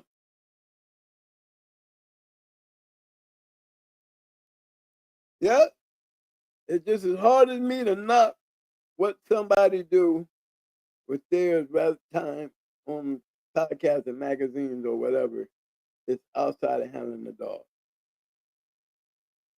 But you're right. But see, your conversation is not in the basement.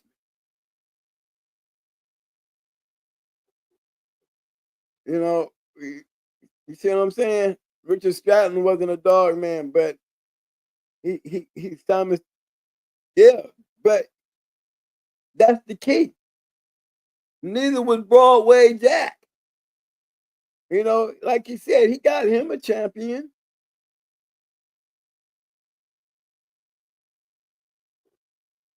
You know, you got guys that got famous like Richard Stratton writing books about guys that he could talk about that was in the box.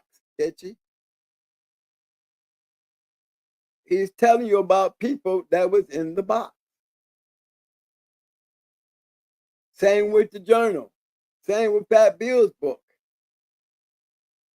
You know, remember I got a whole book of a book full of going hard dogs. It's not just thing it came out my blood, but how these dogs, and you'll see all my shit in them, was out there in other people's hands kicking ass. A whole book. Not no 1 and 2 pages. A whole book. Be glad to share it with y'all. It ain't nothing but the pedigree, the going hard dogs out there winning. And anytime you can create over 25 champions, I think you're doing good in a line of dogs. Don't you, Money? So do. I can't even get one. Right. 25 champions, 1 grand champion, 1 registered mare. Count the wins. I know we had at least 25, 32 time winners, a whole bunch of one-time winners. But you had 56 dogs that made the box. Like 57 when you add Little Mayday. You add 4 more to the list. And then you add his offsprings to the list. King Kunta and all those down off of him. All those come over here on the going hard side. So that adds more dogs. But that's all part of the history. See, this is the kind of shit that you can get on YouTube and talk about. I can because I got that kind of shit. Can't everybody walk up here and talk the kind of shit that I talk? Because everybody ain't out here done what I've done. See, there's a difference between everybody and me. Because I ain't everybody. You know, I did my shit. And I did it in the basement. I wasn't on no damn Facebook and all that other shit. And even one day it wasn't even on YouTube. But I can get out here and talk about it and tell everybody about it and inform everybody how you do it. And all my friends who was out there back in that time do the same thing, or they wouldn't come on the show. Understanding that. And we talking about great dogs. So there's some truth to that. But when you look at the knowledge, looking from my side of the space in the world and people I didn't have on this show, you know, what you're saying, it does fit a category. Can't knock that. But it don't fit mine. That's all I'm saying. The category, it don't fit mine. Because we ain't Facebook, we ain't no YouTubers. We real dog men coming on YouTube, telling y'all our story. See, there's a difference. And I can put any one of they shit up there and can't nobody jump on here as a YouTuber and match it. Nobody. When I say nobody, I open that door for anybody who can try. Remember, I am still a shark, and I can bite out here. I'm willing to challenge anybody. You know, that's what you call testing the YouTube theory. Because I am a bad motherfucker. You know, Fat Bill would be a challenge. I give you that. Fat Bill Bakari would be one. Rasta Man. Schoolboy with the knowledge because his dog did get out there and produce. He did have a few good match dogs out there. Just because it wasn't in Schoolboy's hands, but it still was his dog. He created that line. Bottom line, whether y'all want to give him the credit or not, he created the line. So his knowledge is the reason he was able to create such a line. He didn't catch that shit by luck. You know? See, out here in this YouTube world, it's only hard to get the respect because you're out here trying to get it and look for it. I ain't out here how to get it from none of y'all. I don't need nothing from y'all when it comes to that. I'm sharing my shit with y'all. I'm still putting the challenge because I wouldn't have Rasta Man thinking he gonna come up here and talk shit. Because he can come up here and talk shit and he on a different level than anybody in the room. Period. Fat Bill, when it really boiled down to it, when Fat Bill really wanted to get down into the bulldogs and bullshit, real for real, couldn't none of y'all stand in that room with Fat Bill. Y'all can talk about his ass all day, but Fat Bill was a real dog, man. That man, he matched dogs. He can get out here and talk shit on YouTube. I can't teach too many of y'all to even stand on the floor that he walk on. Period. Whether y'all like it or not. So there is definitely at a level, good point. But at my level, not a good point. You say everything about the money, don't matter how many it is. Oh, but it does if you're doing it. If you have never done it, and maybe I'm not saying you did, but I don't know what kind of results you was getting. But when it came to money to us, it was about the money. Well, shit, it was to me. It was to me. No, I'm not downsizing that shit. It was a lot of money when you got a whole bunch of people betting. What you call a lot of money? Well, it ain't a lot of money. If you got everybody jumping on a bandwagon, what they doing? What they bet? What they betting money? Exactly. And how many broke people run around in the game all over the country? Okay. I don't know what game you talking about. We're stepping down. I wasn't on that ladder and wasn't on that pole. Every match that I was going to, everybody was betting big. Too many damn people trying to bet. Too many good matches that I done seen. There wasn't no time and bars and niggas around the corner. How many of them you seen in your life?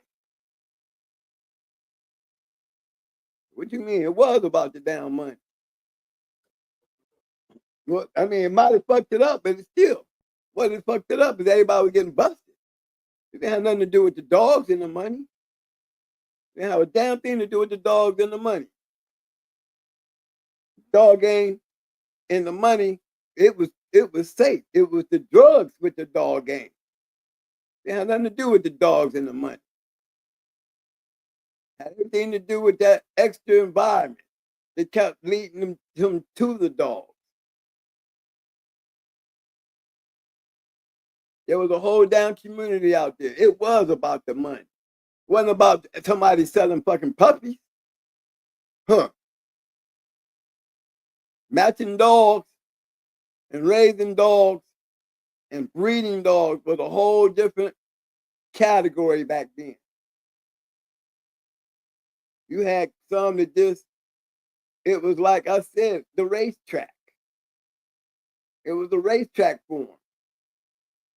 You get in the journal looking at the weights. You're trying to figure out the areas. You're trying to set the pace. How you think we end up in New York? How you think we ended up down in the South? How you think we ended up in Puerto Rico? How you think we even ended up in Detroit? I mean, it was about matching dogs. I hear you about that breeders this and dog man that, but I'm just keeping it real with you. It does consist of all the above.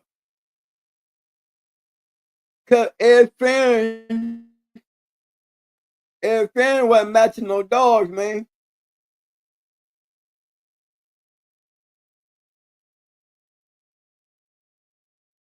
Why nobody talk about Ed Farron? Cause Ed Farron, he had Cowboy, he had all them.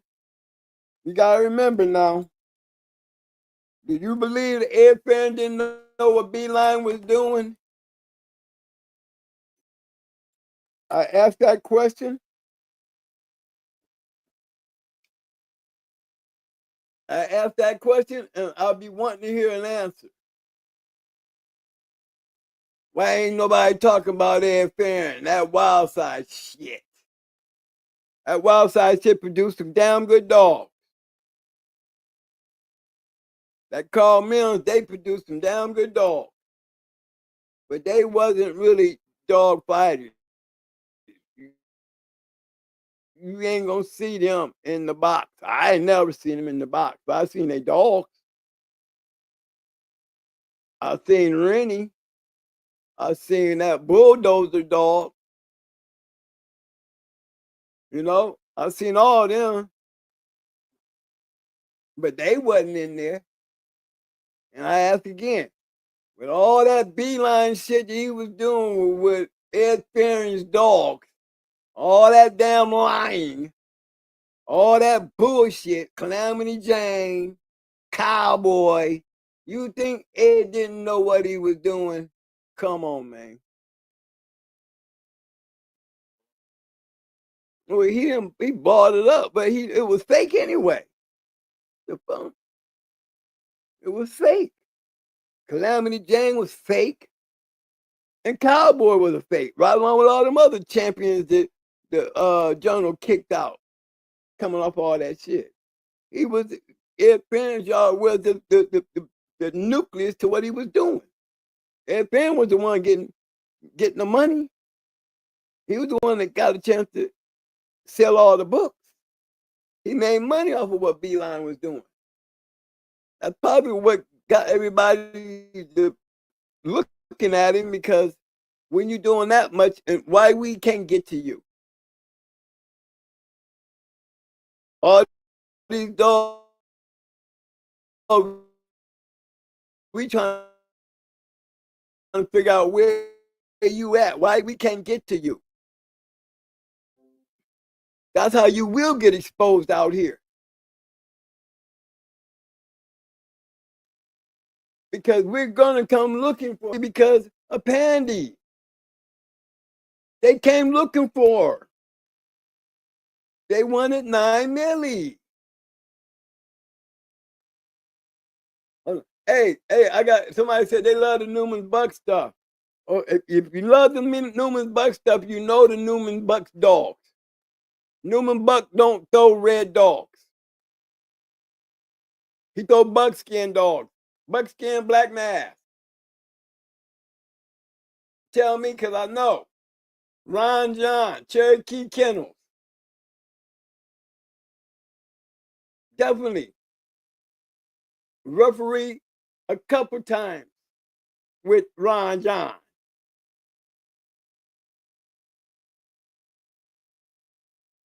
Up there on the yard.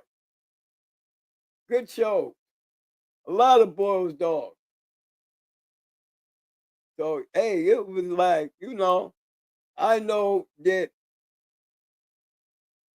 Buck he throws buckskin dogs like himself. He don't throw red dogs. How you throwing a red dog and you breeding to a double bred dog that throws nothing but black on their bottom? T-boy. What you think about that now? But yeah, Newman Buck dog, you take little Mayday off of his shit, he's not all in. Just wanted to bring you up to date on that. He didn't have but 4 points. Yeah, just enough. If you take Kunta off of there and put him where and just add another point to Mayday, and I wouldn't do it to him. I would leave after all these years. He can have that shit. It don't mean shit to me. Not at all. I wouldn't want to change. I'm not trying to change the history of that dog in no way whatsoever. But I'm going to take what's mine. Definitely take what's mine. And that was my shit. So I'm going to always ride on my shit. I'm glad somebody was able to get it and rock with it because it was that good. That just tells you that I had 2 badass motherfuckers. Yeah, that's how good that Mayday shit was.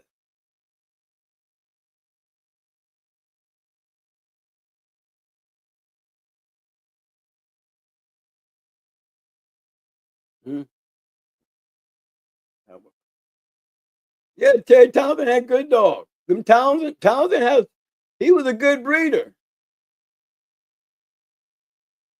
Yeah, he was a good breeder. Terry Townsend, he had good dogs.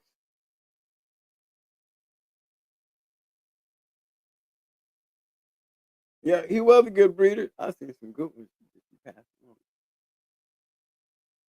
Yeah, Boone was serious, and Fat Bill was too.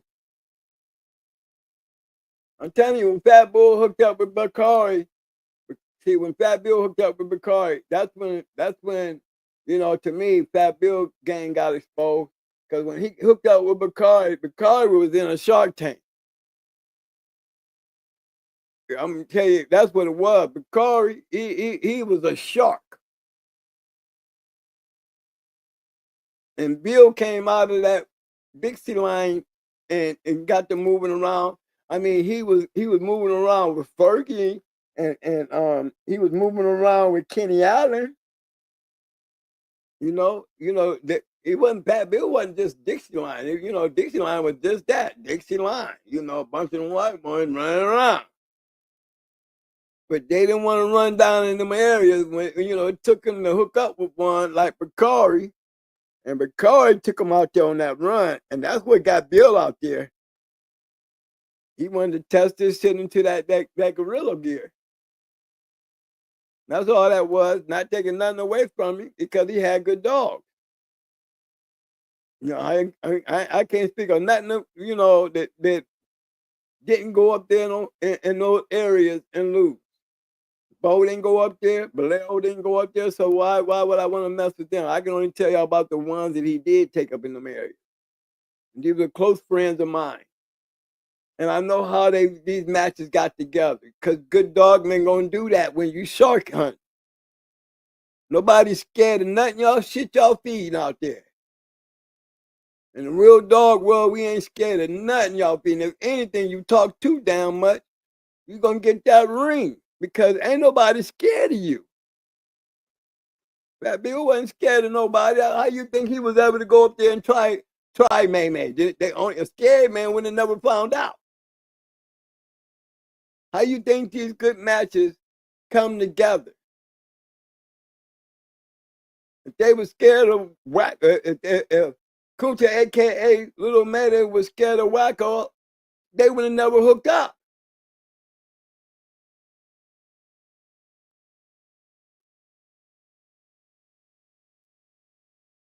Yeah, matches like, 9 Millie going in the Pandy. You know what I'm saying? You know why that didn't get hooked up? I mean, let's be honest. I don't think nobody was trying to be like they was with Queen. Queen won 8 times. Goddamn, Tornado won 10 times. As long ain't nobody scared of them dogs, man. If they was scared of them, bad as they was not 10 times. 10 times. That Bill won 7 with Chi Chi before she got stopped.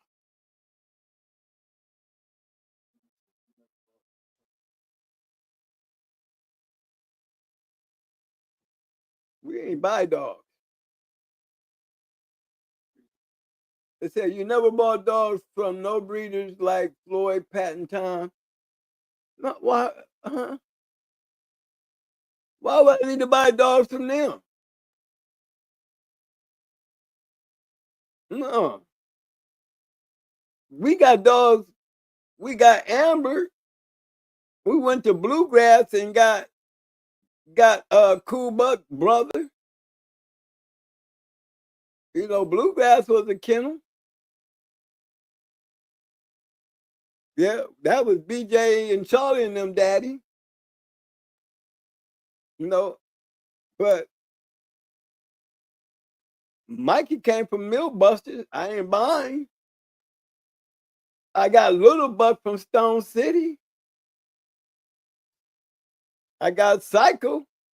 I mean, my boy Duke, he the one that had Psycho. He just had to go sit down, but shoot.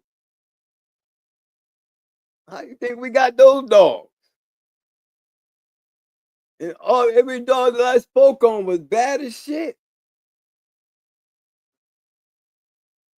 Yeah, and then we gotta look at my boy, my KP. Look at all them dogs. He's the breeder. Damn near every dog, like Radiation, all them dogs was given to me. My KP gives me that shit.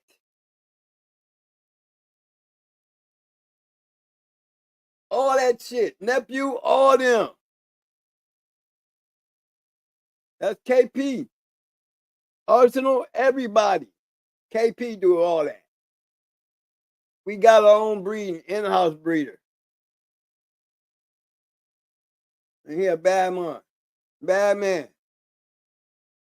So that's a good one right there, right? I mean, we didn't need, even back in the day when, I'm pretty sure, you got a lot of my friends. I got a friend that spent some good money with Tom. And like I told him, I said, you spent too much money with Tom not to come out with this one good dog. Yeah. He's probably out there in the back street listening to me right now. He spent a lot of money with Tom to end up with one good dog. So if you buying from a breeder, look at all the people who bought from Victor. Down there, 1,500 sons and daughters off of Mayday. And everybody don't make the team. Whether you a good breeder or not, ain't guaranteed to get shit. Just because you bought up from a good breeder, that don't mean shit. You ain't guaranteed to get shit. If you want to know the truth of it, if you ain't known to be putting one down and known to be able to take a dog out and win with it, ain't no breeder gonna give you their best shit. They trying to save it for that real dog, man, that's gonna come through there and take their dog, and they know that I'm gonna be done right with them. They might take your money and give you some trash just because he's a Tom Gardner or a Pat Patrick or a Mountain Man. You running to him don't guarantee you shit. I bet you there's a difference between you going to go get a dog and me going to get a dog. That's the part you need to understand. When I come to get one, he know exactly who I am. He know exactly what I'm going to need, and he know what I'm going after. So he already know he can't give me no bullshit. He going to take me to the best shit because he know I play in the best shit.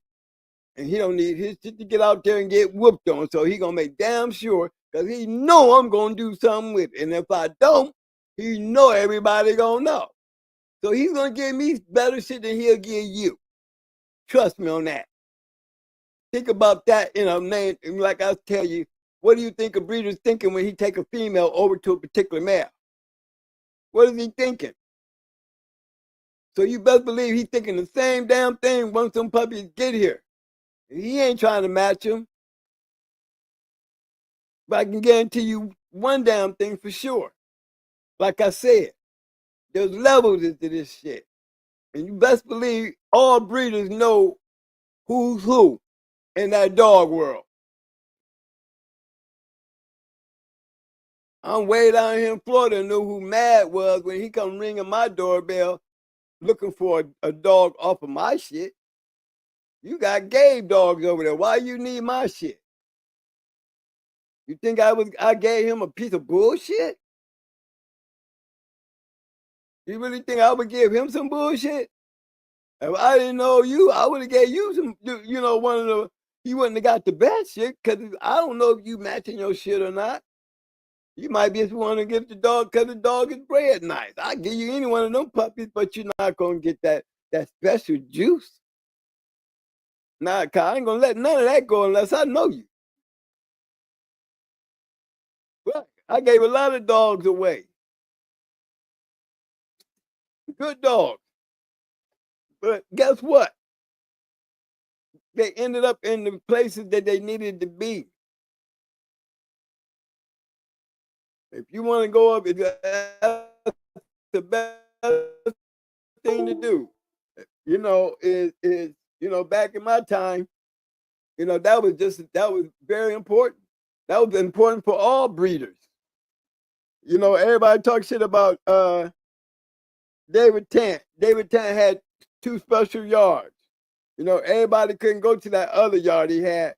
But I guarantee you, if you was a real dog man, and when I say real dog man, I'm talking about a dog man that David Tant know you do dogs. And I guarantee you, we'd be on that other yard while you still playing around here on his bullshit. I guarantee you that. And it does make sense. Think about it. Why would I let my good shit go to somebody ain't gonna do nothing with it or don't know what to do with it? That's why we don't buy dogs. Don't need to buy them. Make our own shit. Y'all know what I'm saying? Y'all know what I'm saying? Come on, y'all, give me some interaction here. Let me see what's going on here. My mouth getting dry.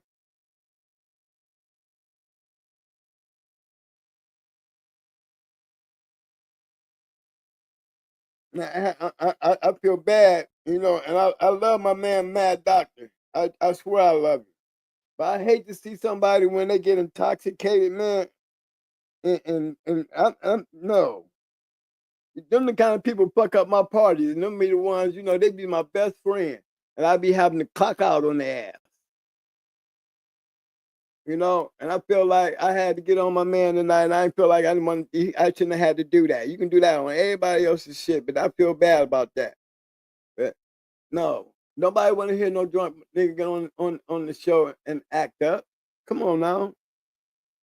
That might be entertaining for other people, but I'm looking out for my boy. I ain't gonna have nobody disrespecting him. I'd rather shut him down than sit there and let him make a fool of himself on over here. Whether he feel like, you know, he wasn't making a fool, he can always got reversed, and he can always replay the show when he feeling a little better and see what I did for him.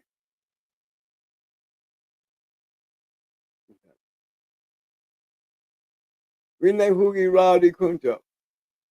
That's 5 allegedly only me for all. But I said, I don't know who Rowdy was. I didn't even see them all. Let me see. Yeah, Renee Hugo Rowdy. I don't know about Pig now. And Itchy, you know, I know them all. And during that time, they was all being recorded. So don't, if it ain't in the book, and I got all the books. All right? I don't remember Pig. So Pig don't count. I know who's all in the book. All right?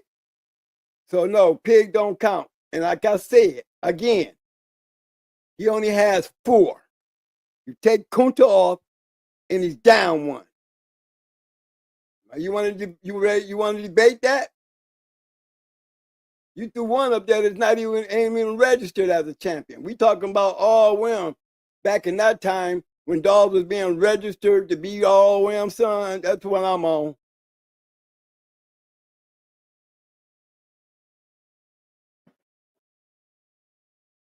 You don't. It's not a. You know, the allegedly thing is too far back to even have to worry about being allegedly. Ain't nobody gonna go to jail for that conversation, man.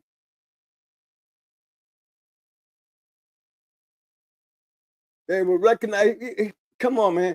I'm a recognized referee in the journal. Come on now. Yeah, no, he ain't. I hope he knows. Cause he definitely be walking. He on. You know, you're not gonna get nowhere with me with that. I mean, I don't even want to start making you feel like I'm gonna be beating up on everything you say, because I ain't trying to do that. I'm gonna keep you right though, and I ain't gonna bite my tongue. I'm gonna tell you like it is, whether you like it or not. No, he gotta come off if it was back then, cause he ain't bred the way he is. Them points would be over here with Brad. Maybe they don't need no more points. Maybe they got more than enough points. Kunta was already over there in somebody else's hand as a stolen dog and still what he had to do. But you take that with these days, that's a going hard dog, my friend.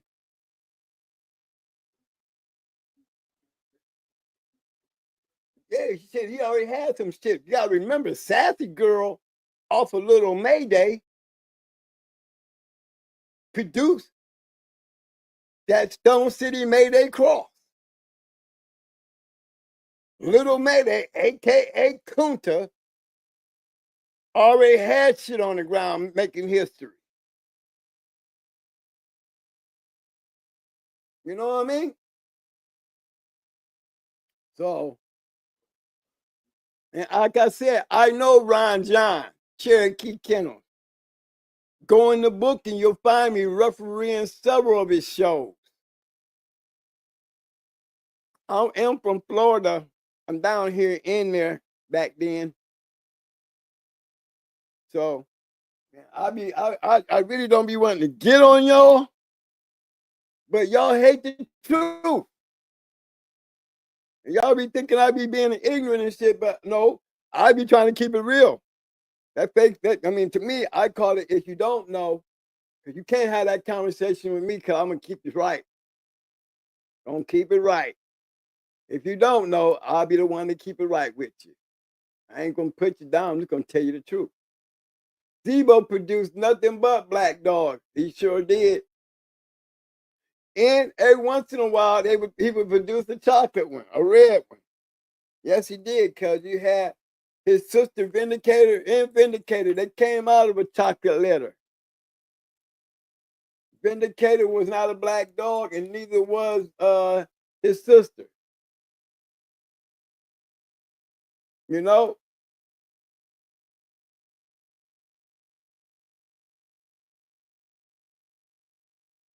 Well, what I mean, hey, Itchy, when everybody like they hate breeders. No, I don't think everybody hate breeders. It's because what is a breeder? I mean, look. Feel me on this, Itchy. Itchy, look at this. Every time I bred my dog, made me a breeder. Every time my KP bred a dog, that made him a breeder. Every time Stone City bred a dog, that made them a breeder. But these are all guys who match dogs. Every time Big Mike made a breeding, he was still matching dogs. Them is the guys that they don't hate. Ain't nobody hating on people like us because we're using our shit. It's the ones that's breeding and ain't using shit, and yet you're selling everybody this shit, and they're not getting shit. They're gonna hate on you. And you got so many people out there doing that. That's what created the mess. See, but you got to separate the real breeders. And to me, what I call the real breeders is those who sit at home and build their own stock to work with. Like me taking my bitch and going in there, nothing but champions. Why do I do that? It's because I got a better chance and percentage in getting what I need to build my stock.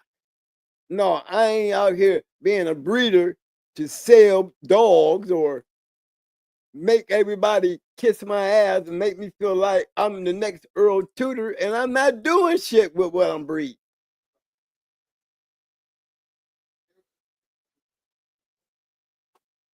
Yeah. I mean, why? How could we have so many winners out there that came off our yard if the people who was getting their hands on it wasn't doing nothing with them? These is Mayday dogs, damn near double bred Mayday, running around here. Mayday Stone City dogs. These guys got those dogs and kept moving. They even knew how to breed the shit. They just kept bringing it back into the yellow shit. That's the same thing they did with Coochie. That's the only time it worked.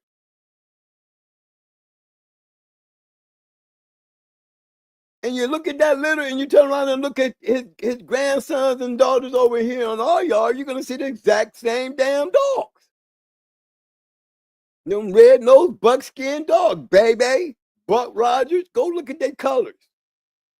Them was little May's grandkids. Yeah, registered married baby is a granddaughter to him. His daughter produced that. His daughter produced Buck Rogers. Yeah, Little Melee, aka Kunta.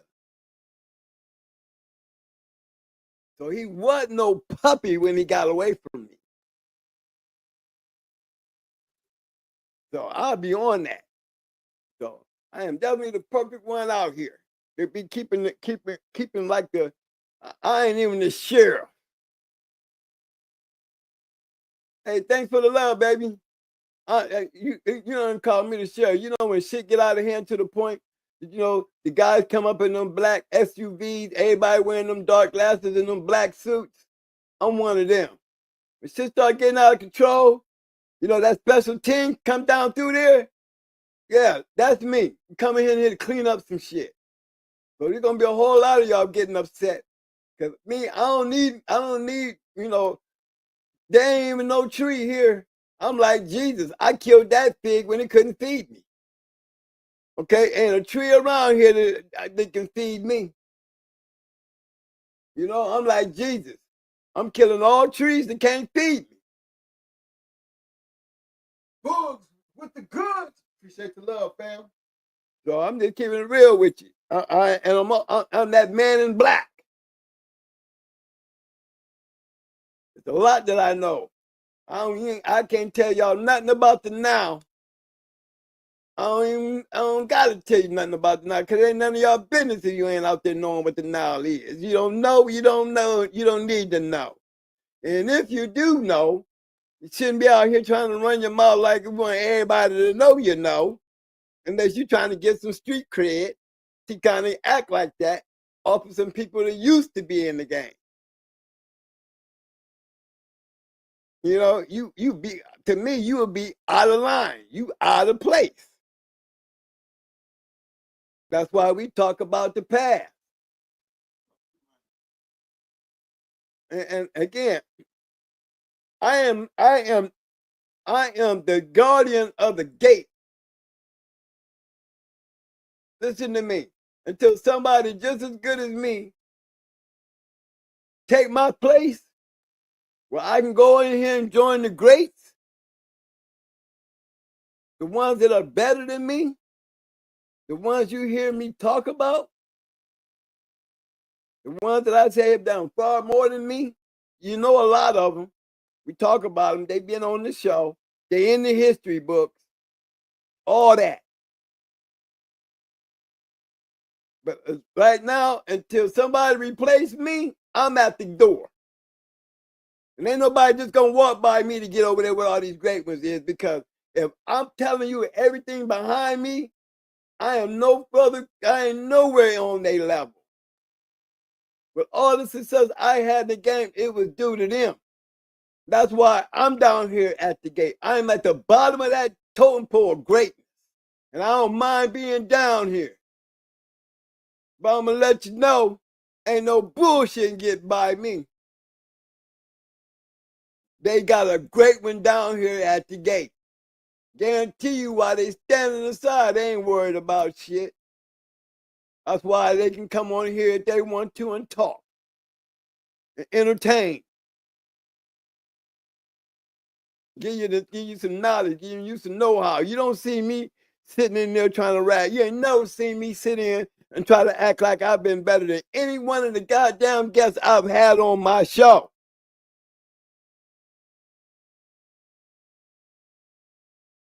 Never. That's what you call respect. The respect that I even give them. How many of them you done heard say, twin, you just as good as we are? I ain't no self-titled legend. How many of them you heard say they was proud of us? How many of them you seen? Shit, I would love to hear Victor. Victor would sit there and tell you what I did for him. Nobody did for him no more. Nobody, I can tell you like this. Missing link, I would say Angel, missing link, then me. That's what I say. Angel, missing link, then me. What I did for Victor, I got those Mayday dogs matches registered. Them boys was able to get, anybody that got them dogs was able to get papers off those dogs because of what I did for Victor. I was a recognized referee. Guys was out here matching them dogs and wasn't reporting them. Victor didn't want to give them papers. He turned to me. And we got it done. But you ain't gonna never hear me sit there and act like I was better than them, I was just as good as them and all that. Man, shit. But I can tell you what, I'm standing down there at Guardian of the Gate right now. You want to find out how good I am? Try to get through that gate. Because behind me is greatness. And as greatness, I'm at the gate of the greatness. I'm at the bottom of the totem pole of that greatness. Come through here and see if you can get in. Nobody gets in here unless they deserve to get in. I deserve to be there. I don't need none of y'all to tell me that. They're all of them behind me to make that clear. I don't need y'all don't know me. I don't need y'all to put me there. Guy who ain't the one to put me there. Don't you forget that. YouTube didn't make me famous. I made YouTube famous. Why y'all think y'all here? Shit. Yeah. Hey, money. Okay.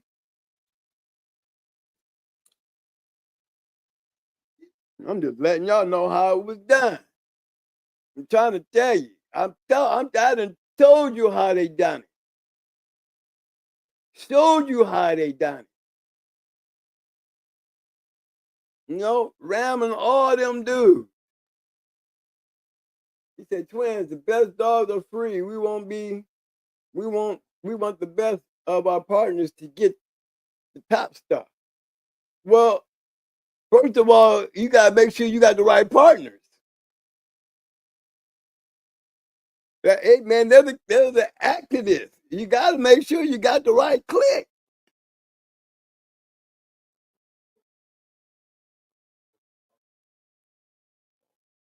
Yeah, OG Loco say, when it all clicks. He ain't lying. It is. I'm gonna ask for a hot pup off the breeding I want. If not, I'll pass. But you never know. Let me tell you something about hot pups. Remember those Stone City dogs and Mayday crosses I made, and we did the whole litter? The whole litter. All of them was like that. But guess which ones was not the hottest litter? Guess which one was not the hottest dogs in the litter? Oh yeah, they all could fight. But let me tell you which ones took a little time before they kicked into their ultimate prime. Baby and Buck Rogers. Baby and Buck Rogers. Now, if I was thinking like that, Itchy, you would have got your hand, you would have missed out on Baby and Buck Rogers.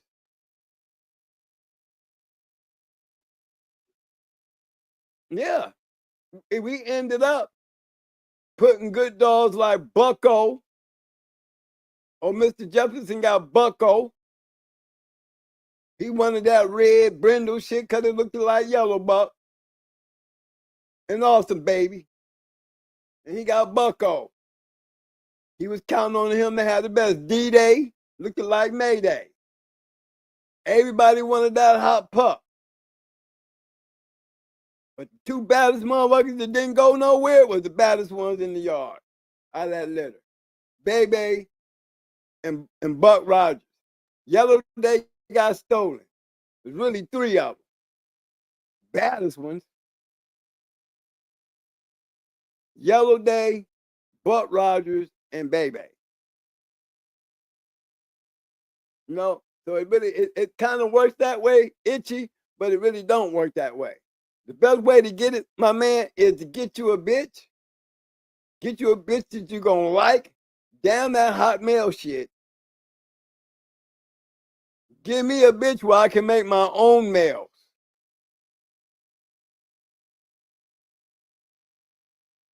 If I can't make my own males, I'm grabbing my bitches. You better go check my pedigree on how I do shit. And you look at what everybody else is doing. I've been trying to show y'all, trying to tell y'all. Everybody think, with your little, what I call it, with your common sense of thinking is definitely common sense, but common sense can only go as far as the brain is eligible to take in. Any more that's being added, you're learning more. Your intelligence gets even better. I'm increasing your intelligence because I'm taking your common sense. It's making sense, right? And I'm making it even better because I'm giving you even more to think about. You were talking about buying a hot dog, or you'll go ahead and pass. Ain't nobody, you and I can't tell you the hot dog. Best way to do that is breed your own shit, make your own damn mistakes, hold your own litter, and let's see what you come up with. That's how you do it. You know? Care what you was doing beforehand, you really want to find out. You got you a bitch and breeder, and if you make the right breeding, you got it. If you don't, you're gonna be feeding a bunch of shit. And you'll find out in due time, but you're gonna wait down there 18 months to 2 years of waiting to see. Believe me, you got a better chance of getting that than going out here expecting somebody to give you a hot dog. I give you a hot dog, all right. Shit, we sold that Walker Mall dog. He was a hot dog. He turned out and he got older. 15 minutes in, he quit.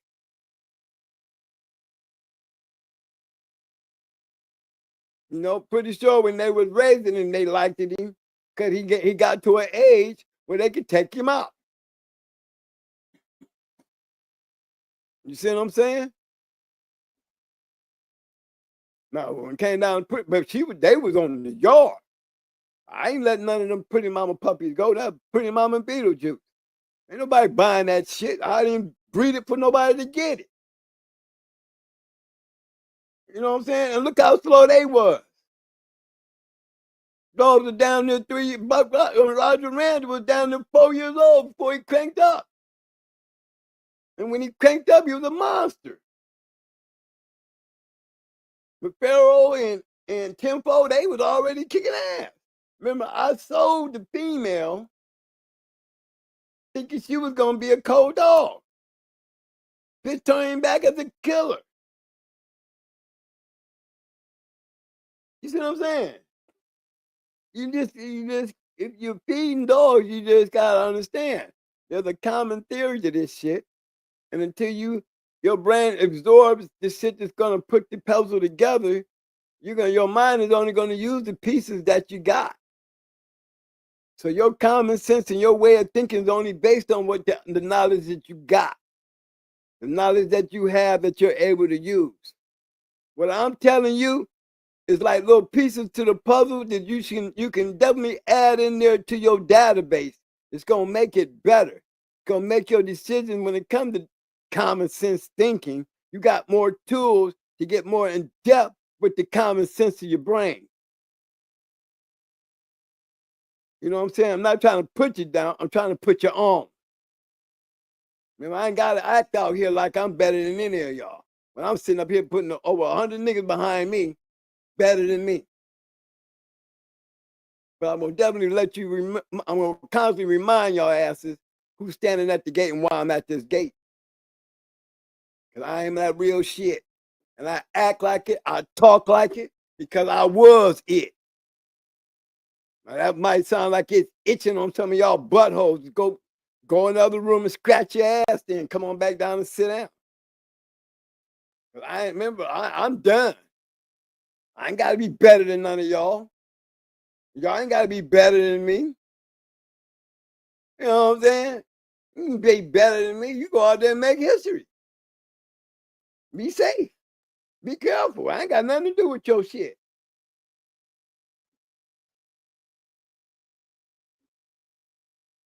I mean, my mentors, the people that I'm talking about, y'all pick up and read about them.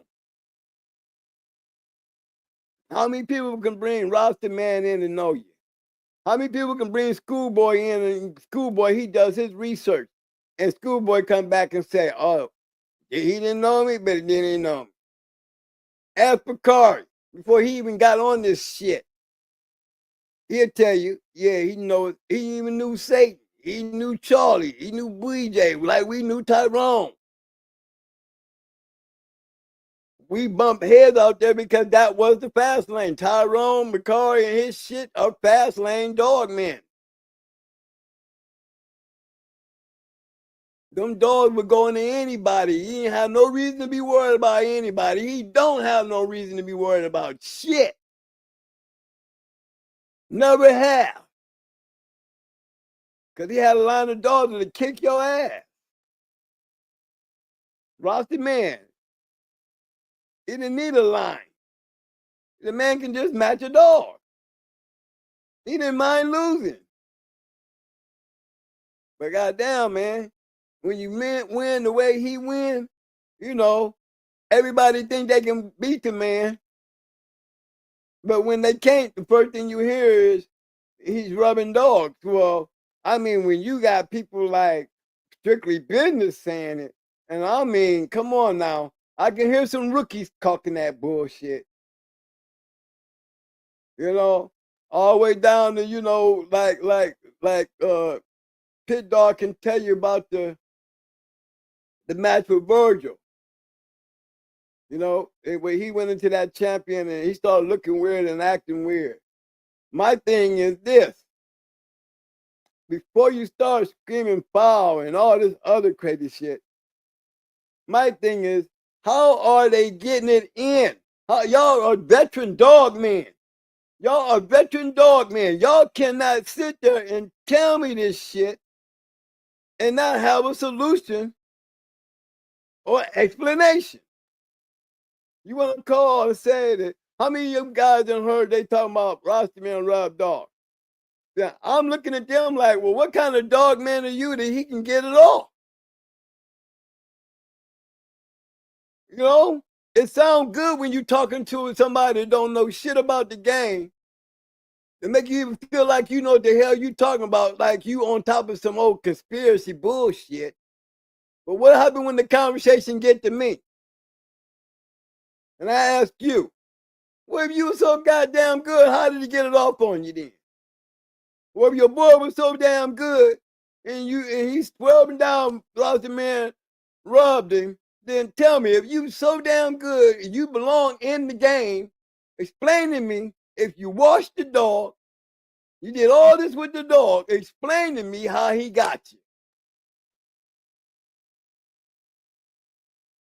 That's all I be wanting to know. You know what I'm saying? Is he telling me your lack of experience is what he got over on you? Because of your lack of experience?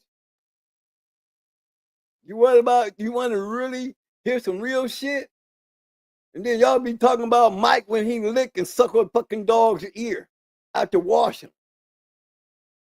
Or grab or take a lick of the stifle after they done rinsed the dog off. Hey, that dog need to be rinsed off some more. Because any foul taste touch that nigga tongue, we look like Miss Nasty pulling guns out the trunk. Shit don't seem right. Ain't nothing going tonight. There's nowhere in the world you're gonna pull a rub off on money. If a rub happened to me in the box, whose fault is it, Mike? It's mine.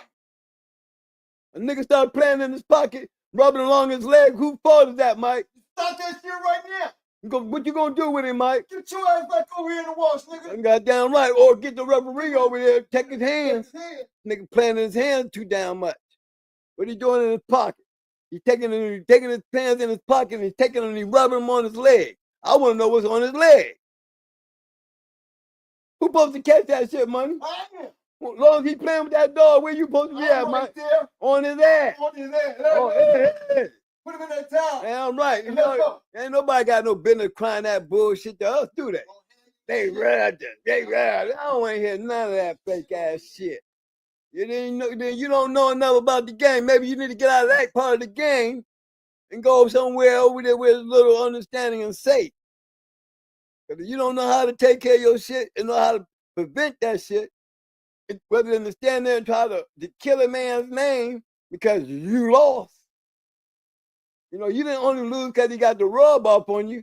You lost because you didn't know how to stop it. You wasn't prepared to get in there with a great dog man. You know, that kind of shit happened. What about me and the way I scratch dogs?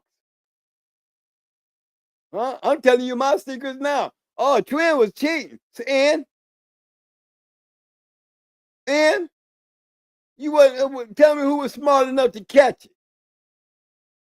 I'm giving y'all a secret to learn on. Call me a cheater. And cashing in on your ass. It didn't make a difference with the dog. I'm still beating you. You know what I'm saying? It's just the way the game is played. I'll block your ass all into the wall. I have my dog, keep your dog in the corner.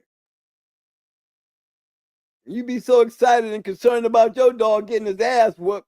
You don't know I'm just walking you down through the valley of death because I'm using you right along with the dog and backing you right into the corner with your dog. And you have no inkling or understanding of what I'm doing to you because you didn't belong there. But I give you all the credit for being there. And then you got them ones in there ain't trying to give me no room. No, I got this.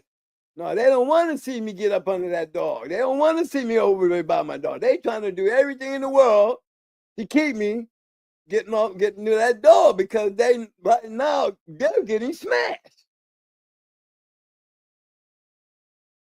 A going hard dog is coming in and smashing your ass. That's when you know you got a real going hard dog. It ain't gonna be no good match. You're gonna come in there already in trouble. So while you fighting hard to keep me away from my animal, you understand? One thing you ain't gonna stop, that's that wrath. That's that wrath. And I have ways of dealing with you too. You wanna guard me out, then I'm gonna use you to block your dog in then. Okay? I'm gonna go right there where my dog is. I'm gonna go every time you try to block me out, I'm gonna go right to my dog in the front, right in front of you, and you're gonna scoot your ass all over pressing me, and I'm gonna be like, I'm gonna get out your way. And you just took the space that I needed you to take. Because you helped me walk his ass right down the line because you don't want me to have that space. So I end up using you. Because you're not thinking. You're worrying about what I'm doing, but you're more concerned about why your dog is down there getting smashed. You're trying to keep me from sending him in. You don't want to see me get down there around him and send him in. So you're doing everything in your power to keep me from getting in there to do that. Man, that's the real dog game. That's the fun of the game. Them matches get long and them scratches, they still running across that mug at 220, still flying across like ain't nobody slowing down. Let me tell you, that's bulldog. I ain't never had to go like that. I did it 2 times. 2 times. I did it with Dusty and I did it with Psycho. Dusty went 205 and Psycho went 317. Ain't never had to go longer than that. Mama, she used to do that shit. Mama, she took it as a game though. Mama didn't kick in to the hour mark. I swear to God, I used to check around her asshole. I was trying to figure out if this bitch had a stopwatch on her or what. And I know what I was doing to her was not what I was doing to her in the keep that was making her do that. She was doing that shit on her own. Because her first match, the dog came in there trying to kill her ass. Dog came in there like goddamn Queen of Heart on her ass. And Mama said, I got to kill this bitch. And went to work right off the back over in 26. John bought that, what was his name? That vessel dog over there. Yeah, what was his name? Solution. Yeah, he bought one of those Solution dogs over there and put on. I just wanted to see what a champion looked like. I just bought this dog for vessel. Yeah, I just wanted to see what the dog looked like. Okay. Okay. What happened to him, Mike? He tried to pick up, man. I wasn't letting him. Mike, what he tried to do, Mike? He tried to pick up, man. Yeah, you gotta just see what a champion look like. You look like shit, now. Hold on. Hold on now. I think that bitch gonna quit. Yes, sir. Don't save it. No. Leave it there. You want to know what a champion look like?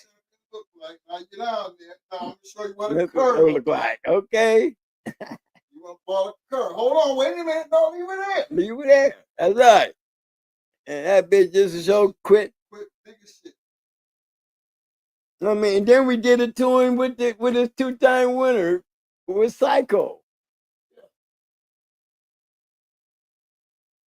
And we did it all right, and we were just doing a game test on it. He was the one that put a dog on cycle. Like he wanted to beat us up like we beat his bitch up that he paid for. That's why he sucked. It ain't like that. Right. Yeah, he bought that 2-time winner name. We had him quitting in 15 minutes. His 2-time winner. He quit. So that's 2 dogs he didn't try. They ain't telling nobody about He that. ain't said a word to nobody, y'all. He ain't no, he look, we didn't rag it out on him.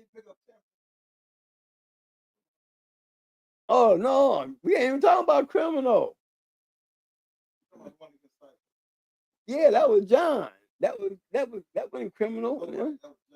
That was John, the store man. What you talking about, criminal Mike? Well, you already know I seen him quit. Everybody running around here with, we seen him quit. He a champion, but his loss ain't on there. Big as shit. But we called it though, didn't we? And we had them dogs on our yard. We had got these dogs. They were some good dogs now. They boiled dogs. I mean, come on, keep it real. Them ain't them damn good boiled dogs. But what got down Ron Newman said? They all act like that. You just don't know what the stop switch is. Ain't none of their asses game.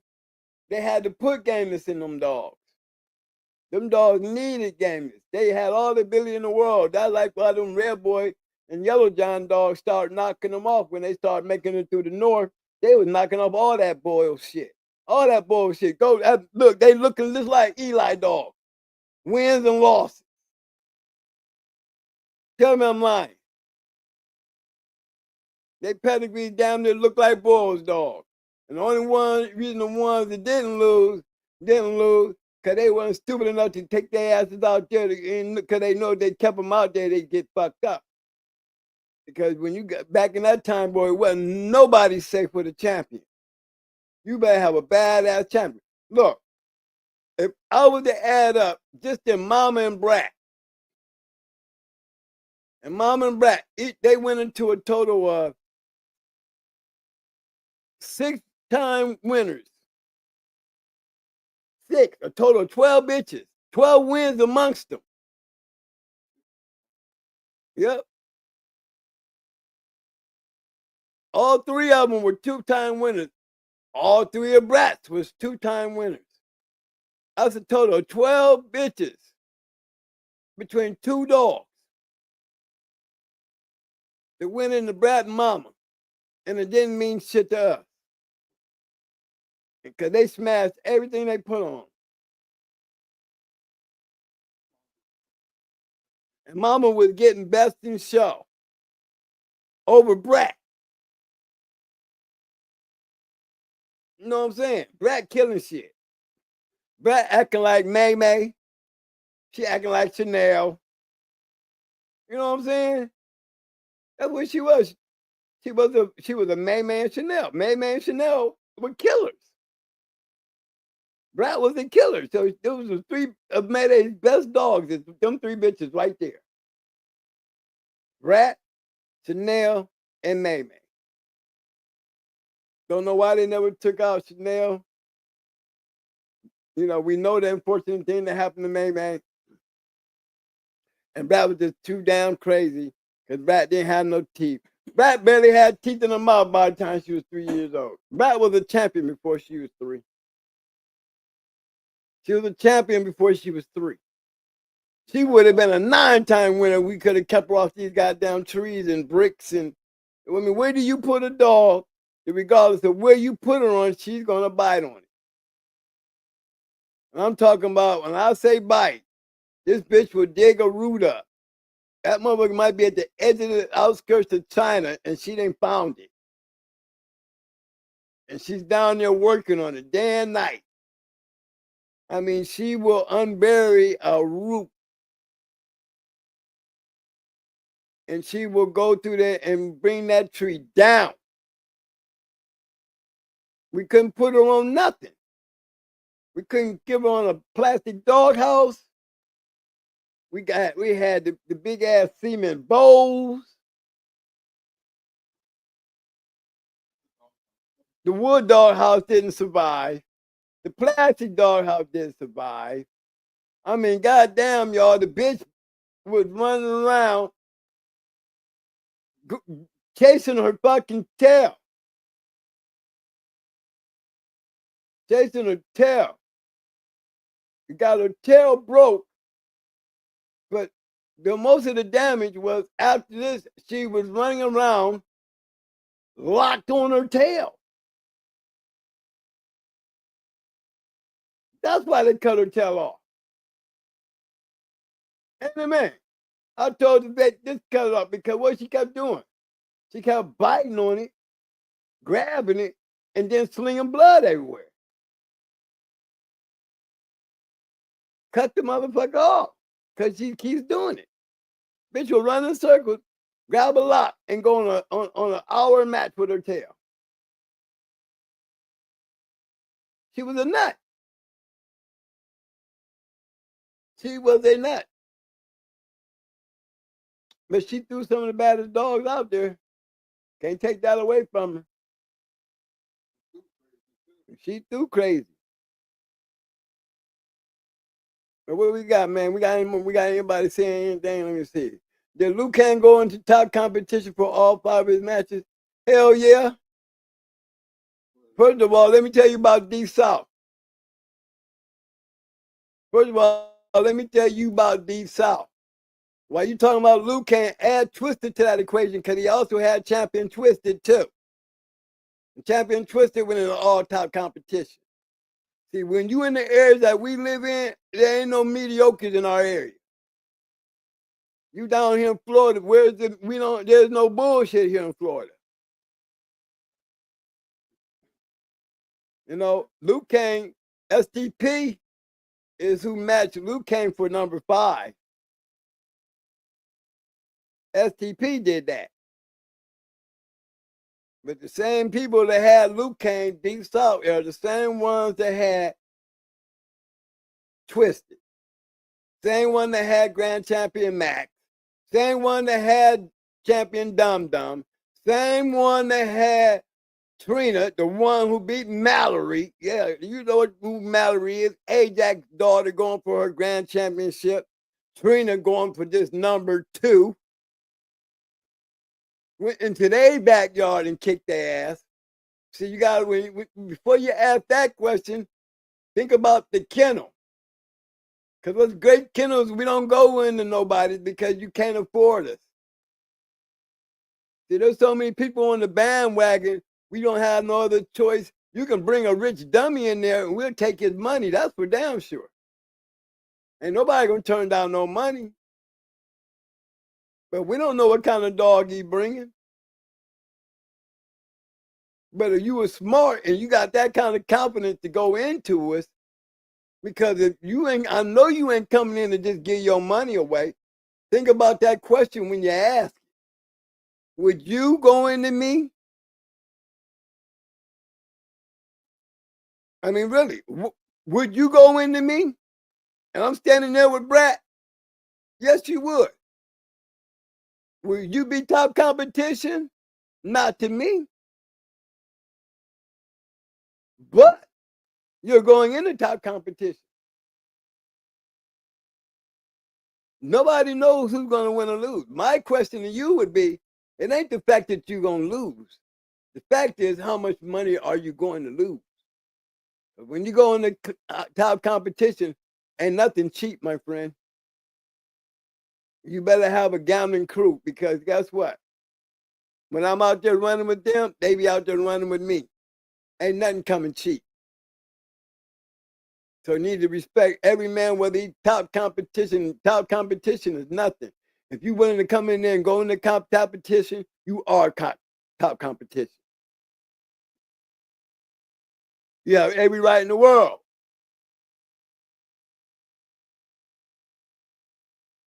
You're right. You said you're right. Near Newman and those guys weren't you. I wasn't even. Look, how you think that I had to be somebody to be invited to come and referee at Ron Newman house. Wouldn't you think so? Union County. I'm expecting an answer for that. You know what I mean? Cherokee Kennels mean they've been doing shit way longer than me. But I must be somebody. I got to be somebody that they would call me to referee their matches. Huh. And you ain't never heard me claim like I was better than them. You ain't heard me claiming that. But I know him enough to know I can talk about his shit too and ain't worried about it either. You know what I mean? My question would be to you in your statement. Take me out of the equation being you're talking about the man and ask yourself, cause I'm telling you, I'm definitely not Cherokee Kennel. Where would you fall in that line? And if you can't stand there and say you would definitely give me my respect. You know what I'm saying? Because you would. Because you ain't me. And if I ain't him, and I know you ain't me, and I can respect him, but you can't give me enough respect to know your place, guess what? You need to be asking yourself that question. What? Don't play with the old man. I'll give it right back to you and show you where your place is. Cause I know my place. And I don't have no problem giving that place to any of my old friends. I just told you, Ron Newman asked me to referee his shit. I thought it was an honor. Couple times. You know what I'm saying? So, right, I was fair. And I had a different way of doing shit. I wasn't gonna have nobody getting in no big ass fights over no damn match with me on there because guess what? Well, I already got an attitude. And I got a brother who crazy as hell. But we ain't having no shit. And he knew I was fair. And the way I did shit just like this. I don't call fouls. I only acknowledge them. So don't come whining and crying to me about a goddamn thing. If you make a mistake, it's going to be on you and him. I don't make those decisions. I acknowledge them. I did a whole lot of matches down here in Florida. Everybody wanted me to, didn't they, Mike? Everybody wanted me to referee their shit. One, cause they knew I was the one doing all the Florida shit. They seen what I did to Victor, and everybody was making it happen. A lot of them guys. I started seeing Pompano and them pop up.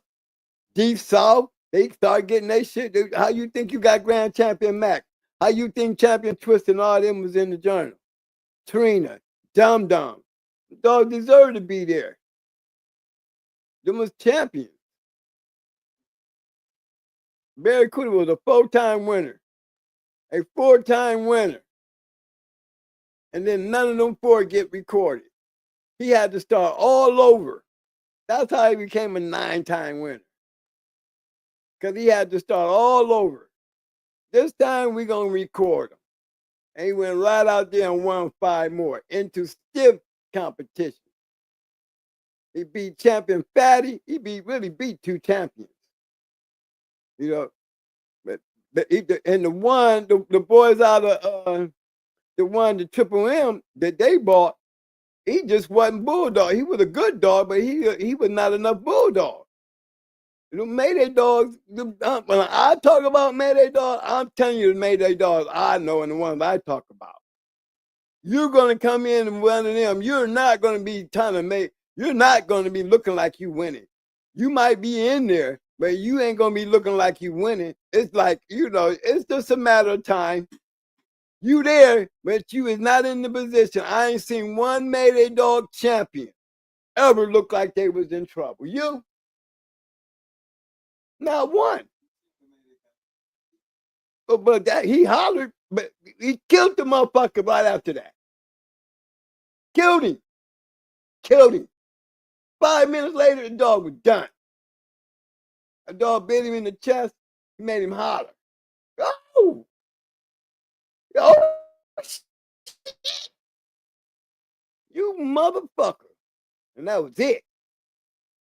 Yeah. That's basically what he said. He said, yep. And then he said, yeah, you motherfucker. 5 minutes later, that match was over. Over. And he's screaming in the corner. Screaming. This shit ain't over? No. I'm not done. He was ready to bite everybody. He was slobbering and screaming.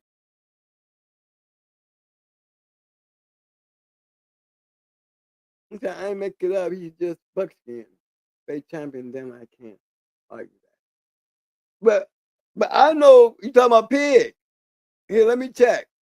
I can tell you, I ain't calling him no fake champion, my friend. What I'm saying is, Newman's Buck and them, those dogs was being registered in the journal. Those registered mares in the journal, those are legit. Don't nobody get a pass for not recording in the journal during them times that those dogs was being recorded. You don't get no pass for that. If you wasn't recording in the journal, no Newman's Buck can't get that shit on the aftermarket because all those other ones were being recorded. Those are legit champions. That's not a throw-in. We're talking about when it was legit.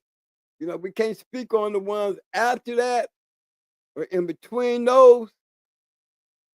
You know what I mean? Because we're talking like 2006, 2007, baby, all her dogs was winning. Okay? But look, we're talking about Newman's Buck and them dogs. This was in the early 2000s. Matches was still being recorded. He got his registered mare off of Kunta in 2003. Kunta, a.k.a. Little Mayday. That dog was 7 years old when he went into Kunta. Kunta went into Wacko. 7. Okay? That's why he didn't go for his grand championship. He probably realized that somebody put a bug in their ear, that was Brat's little mate brother, and everybody knew how old Brat was. She was 7 years old in 2003. Other than that, was no other reason why they couldn't go for number 5. Maybe it was that pressure. Buck Rogers was not 7 years old. Buck Rogers is not Wacko. Buck Rogers is Little Mayday's grandson. And he was every bit his grandfather. Bottom line. And everything we put on him prove that. Them dogs, you cannot survive with those dogs 30 minutes. You can't. And they were unbelievable strength, unbelievable ability. And it's like, you still got that Mayday crazy. You know, whatever it was that made Stone City and great with their line of dogs coming down off of Yellow and Buck, is to me is the same thing that whatever that Red Boy and Hollandworth shit, Patrick shit, and Dolly and them made them dogs. They just, and then you put them together and made something special. Because to this, you know, I don't know about when I say to this day, I mean, I look at Bebe's pedigree and I look the way they bred Bebe. I looked at One a Day's pedigree and I looked the way they bred Bebe, how I bred Bebe. That's how I produced One a Day. I knew that little white toe sock bitch had, wait till you see the little male, man. He looked just like One a Day, Mike. Looked just like him. Nose is going hard, dog, when you see them white socks and that red nose. Pretty much. But yeah, but we knew that though. We knew that. Why would I take One a Day off the chain at the age she was and send her knowing that she was just as good as she was the next brat. Because BBK, exactly. Because who they were. Because who they were, I was not going to let some bullshit go down there. Why would they even want it? That's like Mark Davis. Man, that's like Black Ice. Why would I give these guys bullshit? Look at, Jamie. He got brat on. He got bratty and sassy. Baby. Don't forget about Most Wanted. Came all with why would I give them some bullshit? These guys came looking for me. I didn't go looking for them, and I wasn't advertising. You don't have no other choice but to get them because your name is on the line. Well, I would have let my dogs go to people I know put them down out there. That's what I was looking at. You know what I'm saying? That's all. Hey, Balls D, ain't that the truth? Like they say, facts don't care about your feelings. What up, twins? You, baby. Hey, that's a good point, man. Got to put you on there. But that's a good point. That's a Shark Point moment. Because that if you would not believe. But, you know, when I be talking about it, look, I'm listening to the shit that I'm telling you. You know, you got to really be there to understand it. Because if you don't, you'll take the shit personal. And how can you take something personal when you're not even involved? You know, the people that ask the question, you know, I guess it starts off being like, you know, whether you trying to be a smart ass or you think you on one of them other podcasts, whatever it be. But they never seem like they like my answer. Because my answer is not the answer you're going to get from any other podcast around here. Because I'm outside of Fat Bill, and I forget what's his name. He's pretty cool. Damn, you know, Mexican dude. Tex-Mex. Tex-Mex. Mexican, yeah. Tex-Mex. Yeah. You know, he's Tex-Mex. That's Tex-Mex in the journal. But in the journal he's Tex-Mex. Oh, okay, yeah, but I was saying, yeah, but that's his, yeah. In the journal, his name was Tex-Mex. Now it's Bubba Mac. In the journal, it's Tex-Mex. I'm telling them. They can hear me. They don't see me. They can hear me. I said Bubba Max is Tex-Mex in the journal, where it mattered. Where it mattered. If y'all wanted to know if the man was trash, go to the damn journal. You ain't gonna see no Bubba Max. You're gonna see Tex-Mex. And he was about that life. He had good dogs. I don't know what he got now. But he did a lot of dogs. So yeah, he is that. You know, I didn't know. When Mike told me that's, you know, I asked him. Then I asked him, he said his name was Tex-Mex. I said, hell yeah. I asked him about he knew Mexican Dan. He knew him. Them two was, when it comes to them Mexicans, they was matching dogs. Tex-Mex and Mexican Dan and Falcon Kennels, they was Mexican. They was just as strong out there than the Cadenas and the Belline Club. They was. Tex-Mex, Mexican Dan, Falcon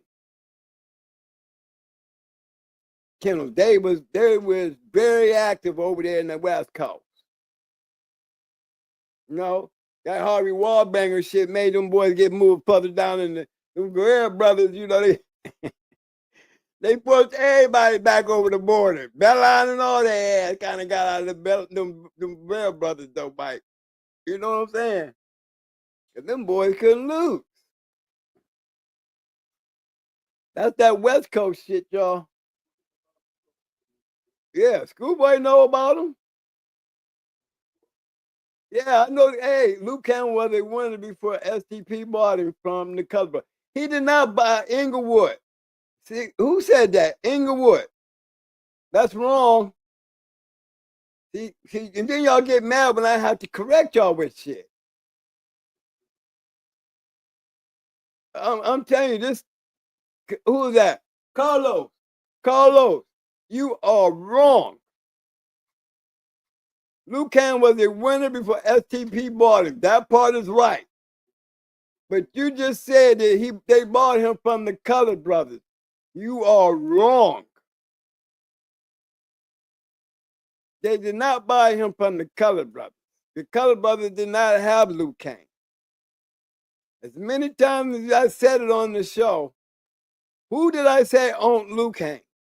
Who did I tell you owned Twisted? The person who had Champion Twisted is the same person who had Champion Luke Cannon. He's the same person that made Luke Cannon champion. He's the same person that sold the dog to STP. He's the same person who bought the dog back to STP, gave him along with the money, and got Champion Dum Dum and Champion Trina out the dog that they bought back for Luke Cannon. Now, I need somebody to tell me who that kennel is. Because for one thing, for damn sure, it ain't the Colored Brothers. Yeah, I know the Colored Brothers. Colored Brothers and Super Kennels and all of them was cool. Colored Brothers was a very good kennel too.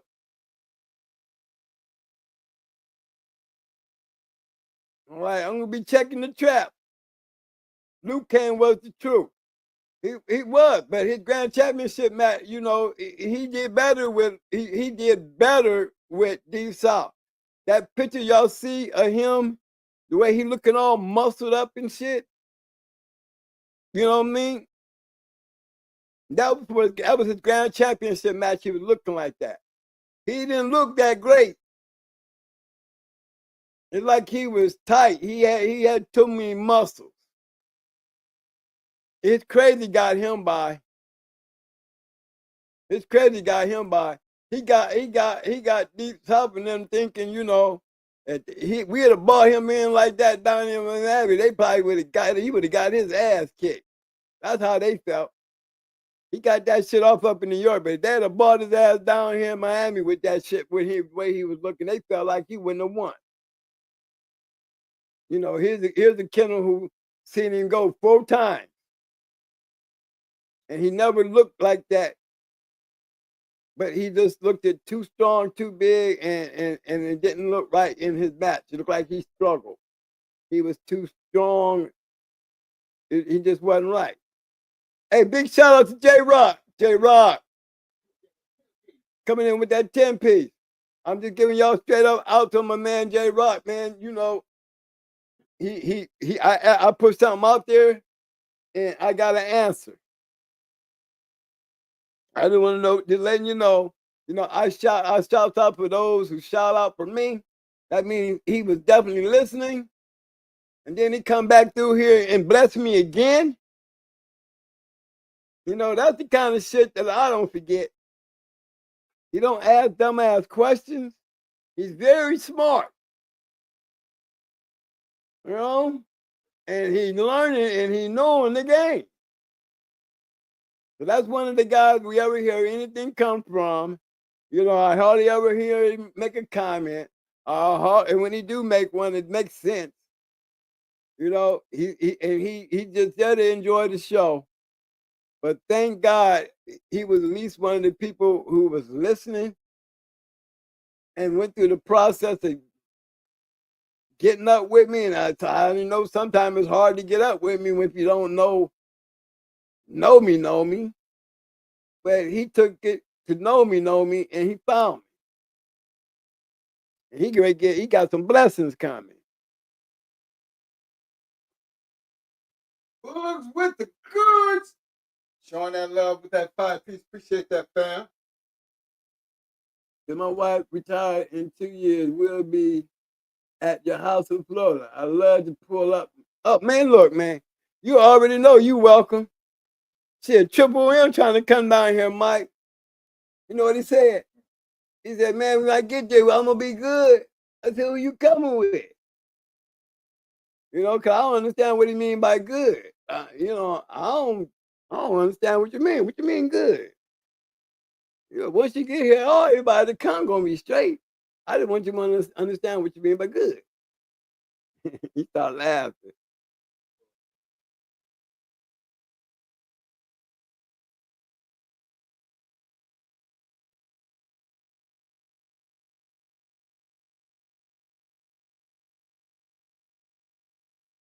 You right, though. He said, boss, they said, you're a product of your environment.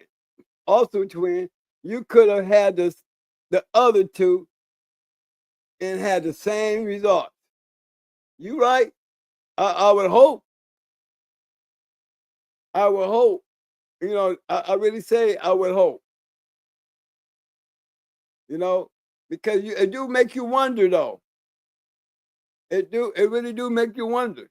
Because if I had a kept them, could Bucko been just as good as Buck Rogers? But then you ask yourself that question. But then I'm gonna tell you what gave me a lot of answers, balls deep. And even put that out of my mind as far as understanding. When Gameville and them boys got those going hard dogs, man, and they took them litters, man, and they started raising them and producing them dogs. Everybody didn't make the team. You know, everybody didn't make the team. I didn't give them away. T.O. gave them away. No, everybody didn't make the team. You know, so everybody got a fair share on our yard, you know, to make the team. You know, but to be able to take those dogs, man, and they in somebody else's hands, somebody else's program, under somebody else's standards, and they was able to go out there and still stand on their own, regardless of who had them. Those who belong there went out and won. You know what I mean? Those who belong there, but they got to be in the right hands. That plays a big part too. If they're in the right hands, you know, I would say like Proset. Proset went and bought May. Then he went and bought Sugar. Then he started breeding the dogs, and now you got Morocco, and then they go and breed the Milo and get Morocco in there. Look at what he did. He didn't have to, he went right past Rookie, right up into the top lane. Yeah, I mean, big time. Big time. Proset had champions. He produced him some champions, all because he stuck to the hardcore shit. And all he did was follow the lead. That's it. He didn't do nothing different. He just kept taking this shit to hardcore. But he jumped from coming right in the game. He went straight past go. Came straight to the top. Gotta remember, May and Barracuda used to be on the same yard. Twisted and Luke Kane used to be on the same yard. Hey, I'm still looking for somebody to tell me. Hey, Mike, where's the thing at? Hey, I ain't seen the answer to my question yet. Can y'all hear me? Can y'all hear me? I need to know, can you hear me? Yep, Champion Tyrone on deck. That's for damn sure. Tyrone was a bad dog. That's what I'm telling y'all, man. Tyrone and Charlie would have been a good one. To me, I think that would have been way better than Jeep and Homer. Because they were two of the baddest dogs out there back then. And they didn't became Clash of the Tigers. But that's how they do shit. That ain't uncommon. You know, back then you was expecting that. Ain't nobody scared of shit. Tyrone wasn't scared of Charlie, and Charlie wasn't scared of Tyrone. Let's do this. That would have been a good one, man. That was a real dog, man. That was some real shit. Too bad it didn't happen, so we're gonna always have that wonder. But it sure wasn't like it wasn't going to happen. It was set to go. That would have been clash of time. That would have been like us putting Buck Rogers on Kunta. He would have really been at a disadvantage at 7 years old, though. Because he would have really felt that his son, because he had the same style as his daddy, his grandfather. He was a back-end killer. And he did not play. He was definitely not a Stone City dog because we put him on a Stone City dog off a Luger. He smashed. He smashed. You know, he was just one of them badass dogs. It would have been a good one, but it would have been like, you know, the younger generation. I wouldn't give a fuck how good that dog was. He was not a young Buck. He was not young Buck Rogers. It probably would have been. Then Wacko, he wasn't no young Buck either. Yeah, because he was old his damn self too. They would neither one of them survive with Buck Rogers. Let me just tell y'all that. Because Buck Rogers, he was one of the most incredible and strong dogs.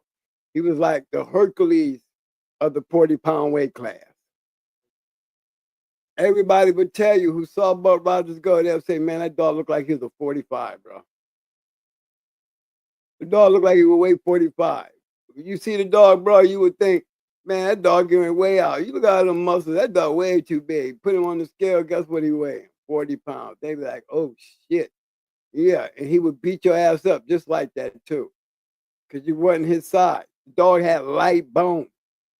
He had real, like, light bones. He wasn't a heavy dog. Stronger than, look, I told you, Deep South and them would come on here and tell you. Motherfucker retch way over his back with both his 4 legs, still on the ground, retch over and snatch one. Like grabbed him and flung him over his back. Flung him. Snatched him out and flung him over his back with all 4 of his feet on the ground. Retch behind him, like turning your body to your right side of your body and reaching over on the left side of your body, grabbing something and snatching it back over your back in front of you. Yeah. Dog, he was going to jump on his head and ride his head. He reached over there, and that dog was bouncing. He reached over his back and grabbed that motherfucker around the shoulder, arm of his shoulder, and drug his ass. Flung him. Literally snatched him over his back. The dog come flying over his back, didn't he, Mike? He come flying over his back, and he body slammed him right into the floor. Bam! And just start dogging. So yes, he was a very exceptional, very strong dog. Now, I believe they got it from them. Look at Bebe's puppies. Look how big and thick them bitches is. I know you can say Maximo played a big part because, you know, they had them big bodies. They have beautiful bodies. But I think the Stone City Mayday Cross, they make them big muscular bodies because they like putting 2 Spartans together. Like you putting 2 different tribes of Spartans. All of them warriors, it's like you putting them together. You're getting the ultimate machine. Ultimate bodies, ultimate mouth, ultimate, you know, that's why this shit was been around for a while. You know? That's why I think it works. You want 5, Mike? I'm gonna take it for 5. But hey, man, hey, y'all, hey, fellas, I ain't getting no love tonight, man. Ain't nobody even answer my question. Itchy, you ain't get the answer for me, man. Come on, man. Itchy, Carlos, no, you there? You still there, man? Yeah.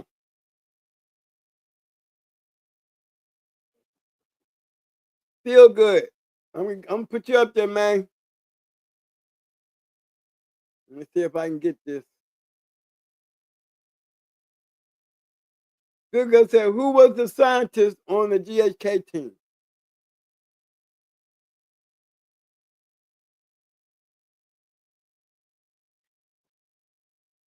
I was the chemist. I was the chemist. Okay? But I don't make the bomb. You know, I think me and my KP, I put it like this. I think that I picked up, not because I just messed with Pope, because Pope, he taught me good with the papers. But my KP, he was another student of Pope. And my KP, he was already making moves when me and him hooked up. So I would say I might be the scientist, but he was the engineer. Okay, see, that's what I needed, Carlos. And you're 100% right. Let me find it so I can post it on the board. There you go, baby. There you go, baby.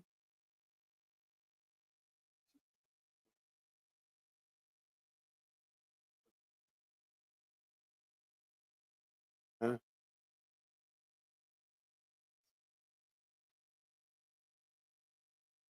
Oh, I'm pretty sure you did. If you let me find it, I'll put it up. Who? Where? Yeah. Carlos. No, I ain't. I'm looking for Carlos because Carlos said Big South. I know what I'm looking for. Okay. You were. Yes, I heard you. And I did reply, but I was in the middle of doing Carlos at the time. That right there. See, he said, my bad. I was getting on him about that. Okay, so he's correcting me. Okay. Thank you, baby boy. No, I don't care. I wanted to put it up. I did. Now we can talk about Chico Kelly. Yeah. But I was in the middle of something at the time. That's what I'm saying. I just got to find it. I know what he's talking about. He know it. Why did STP buy from the Color Brothers? Carlos, but he didn't.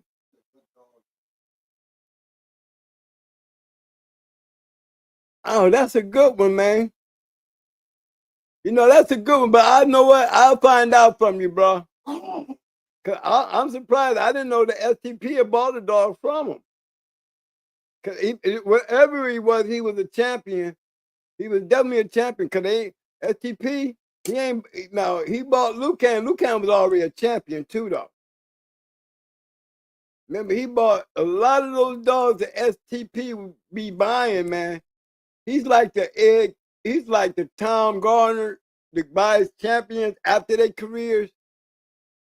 With STP, he go around and buy them, you know, during their careers. Remember, STP had Buck. STP didn't. Buck won 2 with Mr. Warden. I think he won 3 with Mr. Warden before STP got Buck. See, I think Buck was already a champion when STP got him. Same with Bumpus and them. STP, he like going around buying dogs.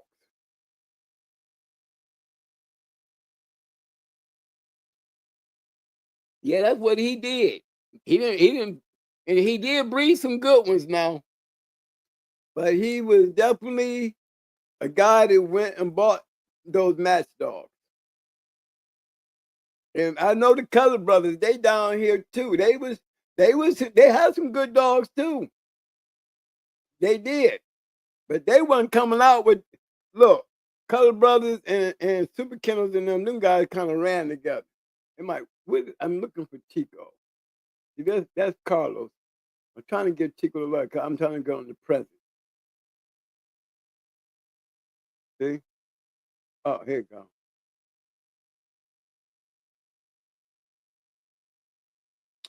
Hey, Chico said, I just got the same present you did from Gameville. Yeah, man. That's what you get for being good, though. You know what I mean? I just, look what you did. You entrusted him. I entrusted you. That's how shit's supposed to work. I hope you like yours. Mine running around with me already, bro. Mine, I take mine. Mine follow me everywhere. Mine looking like a going hard dog. I don't know what yours looking like. I'm gonna give you. Hey, I need to. You take a picture of yours. I take a picture of mine. We'll take a look at it together. All right. I'm just gonna let you know. I got mine last night. You got yours a little late, but that's my nephew now. Now I want you to be wondering. I bet you ain't got that best one. Nah, I don't believe that. They all male. They all male. So everybody gonna have a. You already know what that's gonna look like, man. You ought to be happy that you are on that list. When you get blessed, bro, you are on a list, a special list. Don't everybody get that love? You hear me? So feel good and let's feel hopeful. That's all I gotta say.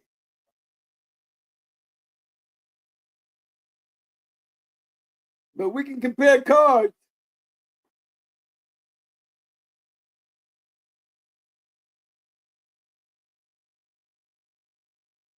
I seen Itchy.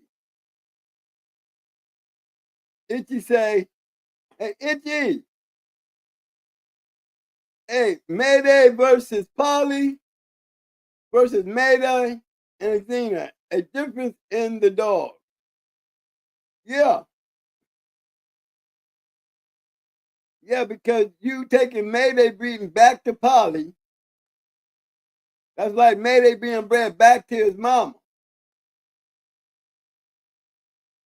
You know what I mean? Even though Lucane broke records in the dog game, if you was looking at it in that sense, I mean, literally looking at it in that sense right there, Lucane and Thea, it would be the winner. But if you look at Mayday and Polly, Twisted, you couldn't do nothing about it. You gotta remember, Polly is a registered mare too.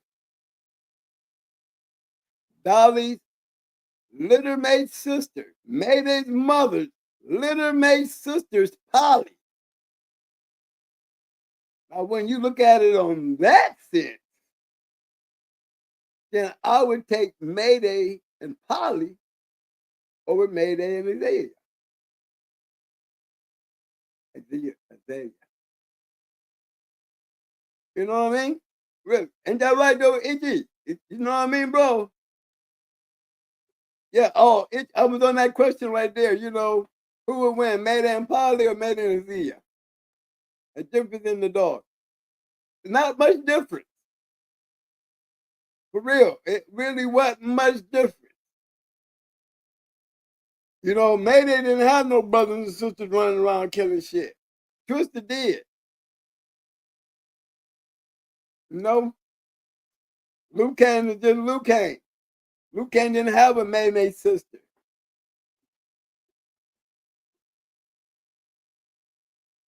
Where do y'all get these stories from?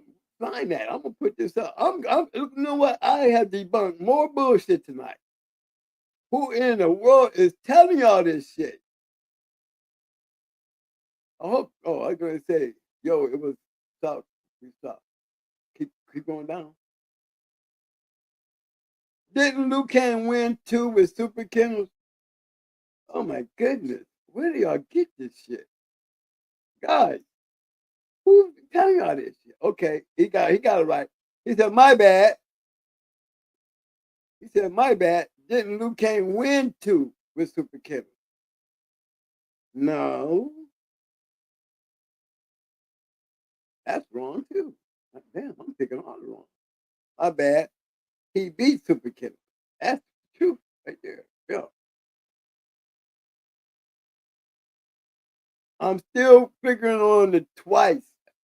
I think Super Kennel did go into him twice. But I'll make sure. I know they went into him once, but we can get that answer. You know, because I know both the squads.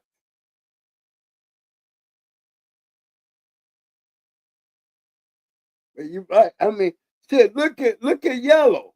Yellow went to the kennel. Out of his 6 wins, he beat the same kennel 4 times. You know what I'm saying?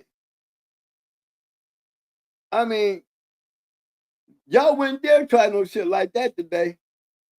You know how you got you get into a fight with a guy in prison, and this guy gets his ass whooped, and then as soon as he wake up in the morning, he tapping you on the rack, trying to let's go back to the bathroom. Man, I just kicked your ass yesterday, but that don't mean that today is a new day. You go back in there and take him in the bathroom, he beat you, you beat him up again.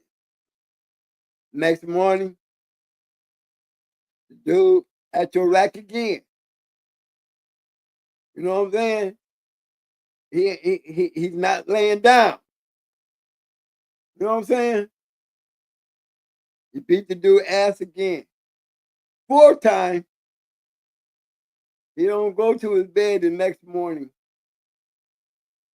He wait till the nigga go in the bathroom to take a shit. I'll let y'all figure out that stop. And then that toddler took that shit. Now that nigga gonna knock on that bathroom door. You think he knocked on that bathroom door? Came right in there busting him up. Now, I can guarantee you, after that, he didn't have to bother this nigga no more.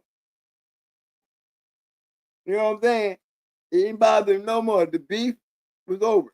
Now, my man could have got mad that he got jabbed up, got off guard, sliding on shit. You know what I mean? Trying to get his pants up under his legs is all tied up. You getting caught in a sit position in the midst of a dump, and you getting blasted on the toilet. You can't seem to get up off that toilet. You know what I mean? And you take the thrashing.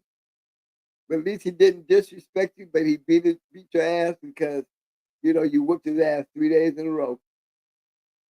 And that day he was not gonna take it. He wanted to get his get back.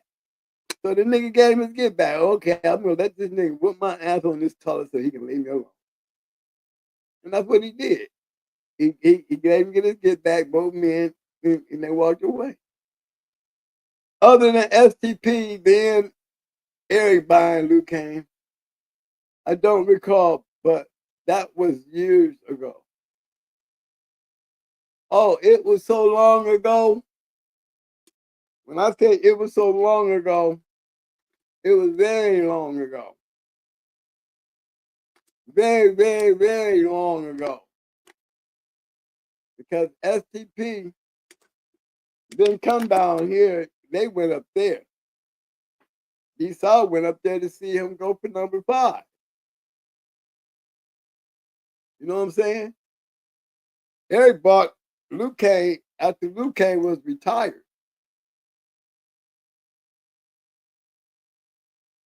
Eric wouldn't have been zero without Liu Kang.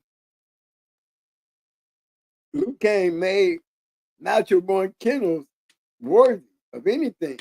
I mean, can I say he made him a registered merit? I would have to say natural born kennels had a lot to do with him making registered merit. Here's the problem that I have with natural born kennels. Can anybody name one champion on his yard off of Luke?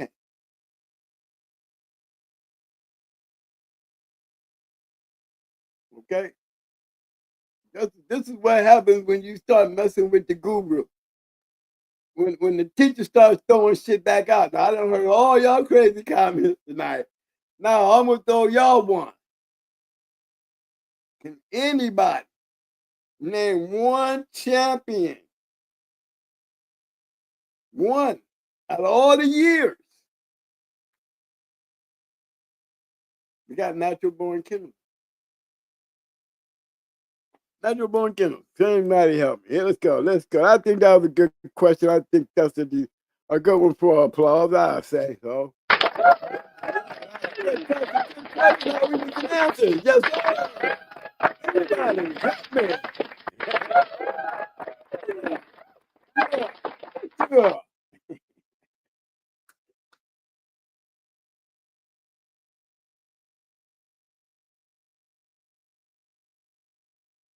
Check your online, make them quick. Oh, you know that there, bro. Now you know, man, ain't nobody got a better connection between us and them than me and you, because you know, I'm the catalyst between the two camps. You know, we family from up north and we got family down here in the south. Mr. Starr, it was a slip up. Deep South was the killer they got Luke came from. Thank you. Look at Carlos. He getting shit right now. Look at it. I'm going to let you have it, Carlos. You got it now, bro. I see you've been checking shit ever since. Keep it right, baby. Good job, man. That's right. And they, look, the male dog name was Red. I wish I could pull it up, but I can't pull the pedigree up, guys. But I'm going to pull up what they got in return. Not only did they get some money,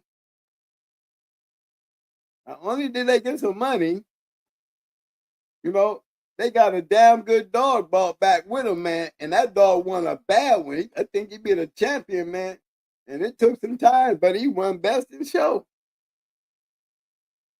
So it ain't like FTP took Luke Kane and they came home with some trash and some money.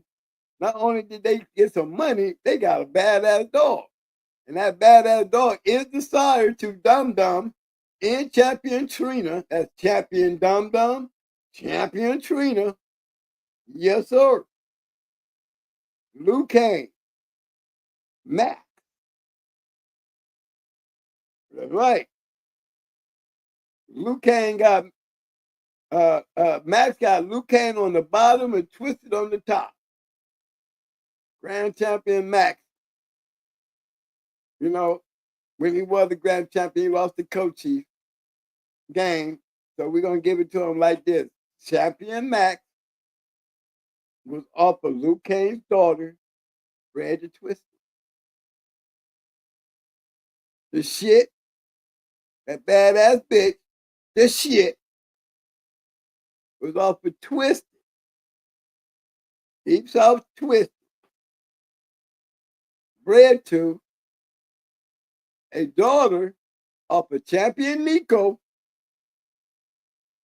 and Hardcore Champion Sugar. No, Process Champion Sugar. See, Process had two champions on the yard. He had Champion Sugar, who was off of Bozak. He bred Champion Sugar to Nico to get the shit in her mama. Naya. And I took Naya and I bred her to Twisted. And I came up with Twisted Nico, the two-time winner, and Naya. The shit. The only two puppies in the litter.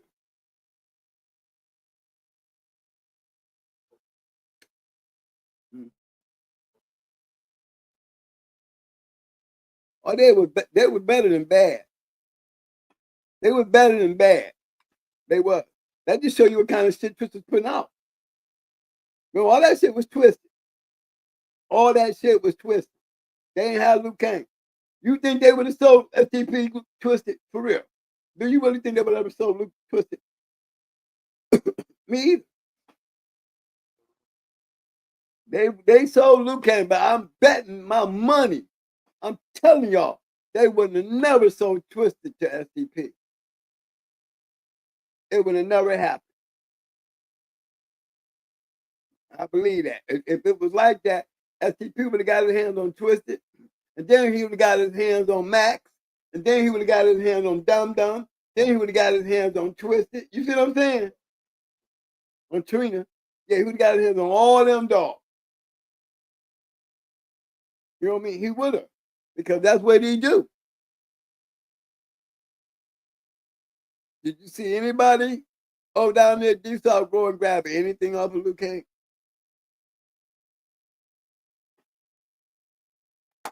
You know, everybody be getting the news, but I think the news is like they said, if I tell you at the beginning of the first 100 people,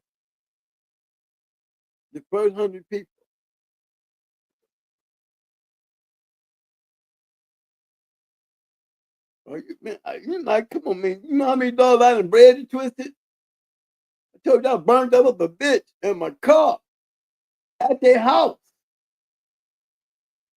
So that tell you, did I see Twisted go? Yes, indeed. I said they wouldn't have never got rid of Twisted.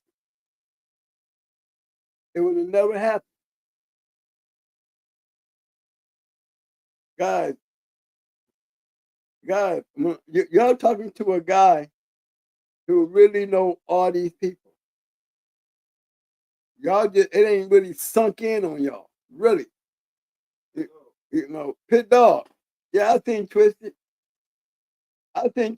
When, remember I told you the day we up in Tennessee where they came to beat the Mayday dogs that night.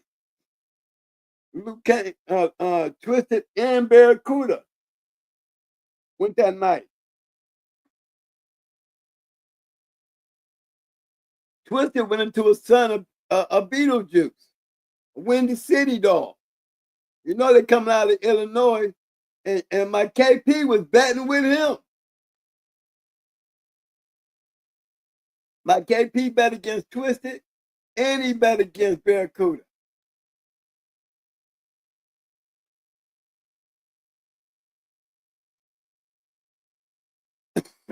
Oh, I can tell you this. You got two of Mayday's sons in Tennessee with all the greatest dog men. All the great ones is in there. All of them, Super Nat, Triple M. I mean, everybody was there. Brian, Mr. Bailey, all of them. A who's who was there. I just must say, I don't know why in the hell. Look, we didn't bring enough people from Florida. We could have broke the house. We could have shut down the casino. Yeah, I don't know what they was thinking. Maybe they didn't believe in Florida, or maybe they didn't believe the hype. Because, you know, D-South was already smashing shit. And so was Barracuda. I'm trying to tell my homeboy, now I don't know where he got misled because, you know, to him, Brat was not Mayday. Brat was Grand Champion Ace. He gonna give Amber and Grand Champion Ace the love over Mayday. He gonna ride on that. And he was there when we saw Mayday. We had videos of VHSs back then. On video with Mayday. With him, walking him. No, big boy. And this man got the nerve to bet against him. You know, we coming out of Miami, so you already know how that go. You already got a whole bunch of Miami Vice dressing asses. You know, we flew in our damn self, got us a rental car, did it? We all ballers, you know. We all, you know what I'm saying? We all doing the P Diddy. Everybody flew in for that. Didn't they no money? It was going and it was on. That was a good ass night. That was a hell of a night. We seen some real good dogs, y'all. It was real stiff competition. I went and bred the Beetlejuice, did I not, Mike? After Twisted Whooping, I went and bred the Beetlejuice. Yes, I did. I took Champion Pudding Mama and went and bred the Beetlejuice. Mm-hmm. Oh, he was game. He was game and you can get. But he was not going to be twisted. I wouldn't give a damn. I mean, they threw every sock, wrench, nut, bolt. It was never going to happen. Those dogs, it ain't even about them coming ahead, getting ahead, whatever the hell y'all want. Them dogs turn enough gas on that you're going to be like, you in trouble the whole match. You're going to have this hope. You know, and that's what it looked like to me. It looked like a hope in their face. They in a hope that something's going to change. He can't keep doing that. Oh, it's going to be our turn in a minute. You hear all that shit. That was one thing about the 17 Mayday dogs that I seen down here in this country. Only got one loss out of those 17 champions. While we talking about Liu Kang, we got to be talking about Twisted, because Twisted and Liu Kang, they are champions that's still able to have dogs coming down off of them. The only two survivors is them two dogs on some real shit, you know. But we don't have a champion just looking around. But that Maytoo blood is still a prominent thing out there. I know two camps that sits on that shit, and I know one camp is the camp that got the straw.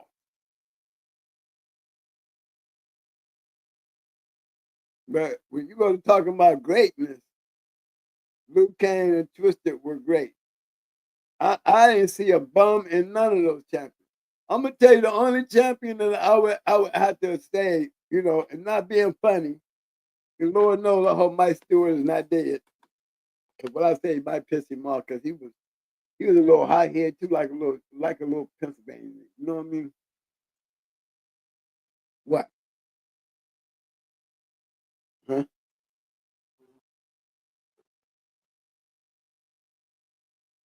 What? My voice? Yo, can y'all hear me? Because when I go too close, it cracks. All right, hey, y'all, give me thumbs up. Cause I want to be comfortable when I sit here.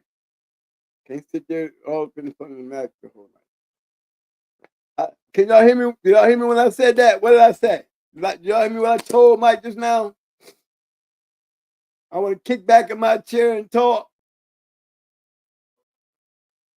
But I thought I was talking like that the whole night. I mean, if I say something under my breath, it's probably something I'm saying because that's my habit and that's how I do shit. If they miss it, no problem. It wasn't meant for me to say it to everybody anyway, because like I'm talking now, I don't care if they hear me or not, you know, really, because it's not a major, I'm just speaking. But that's okay, because it's not me.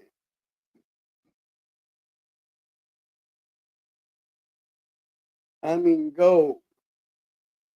I seen him. What I missed.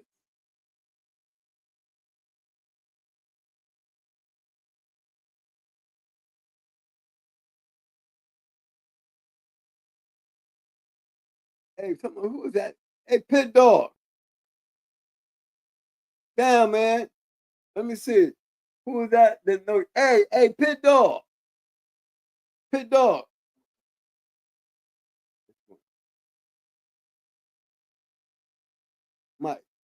You know what you're gonna do? You're gonna take the rest of this show if you bother me one more time. Okay, then do. Okay, then you bust us, get our time. Because you can take it from here. I not need no producer. That's why you be on that computer and you can click all the buttons. I was right in the middle of a conversation and you jump right in there and you interfered with it. And you could have did that your damn stuff. Because what I was getting ready to say, I'm going to ask him a question that I don't want to get the answer to. Pit Dog, do you know boy up in St. Pete? You know what I'm talking about? Bruce. Bruce. Does he know you? Yeah, it was surprising when he told me that, you know, he called you Sniper and Wiley. And then I look at his shit and I'm like, wait a minute. You know what I'm talking about, Pit Dog? Yeah. I've been, me and him been, man, we got years behind us. It just blew me away when he said that thing about, you know, I was talking about you and like Jigga, and the dude, he knew Jigga. So how you know Jigga? Well, I can't see it on here. I mean, I'm in the middle of talking. See what you do? I know what I was sitting here talking like, and you just like, God, I don't even see it on the board. And you just like cut me off. I don't like that. Stop talking to me. I'm trying to. If you stop talking to me, I'm trying to talk, and you just. I see he was replying. I don't care you, but you cut me right off. Well, I'm only telling you, he's replying to you. Okay, but you could have did that a whole lot better than that, cause I wouldn't be even fussing with you now. You done did it half the time. I really think we just cut the show. Yeah, well, okay. Yeah, let's do that. Hey, come on. No, I don't. Hey, y'all, I have to let you know, man. You know, Mike usually finish the show. Since he getting on my nerves, he can finish this show. I'm gonna go get him in here, man. Let him do what he do. He wants to be a producer. Get his ass back in here and finish producing this shit. Yeah, where's the link to call? Hold on. I don't know how to get the link. Mike, you already know that crazy talk. You ain't gonna get nowhere with me. You're gonna get real aggravated. No.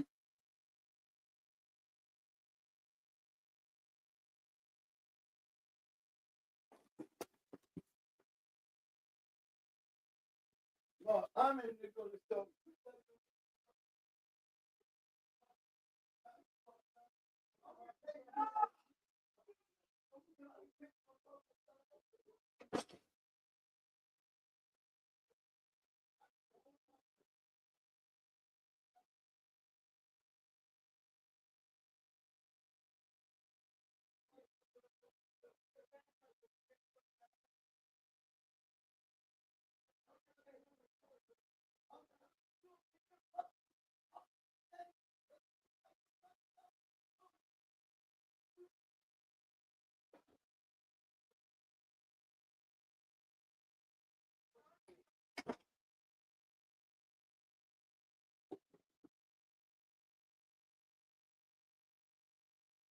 What up?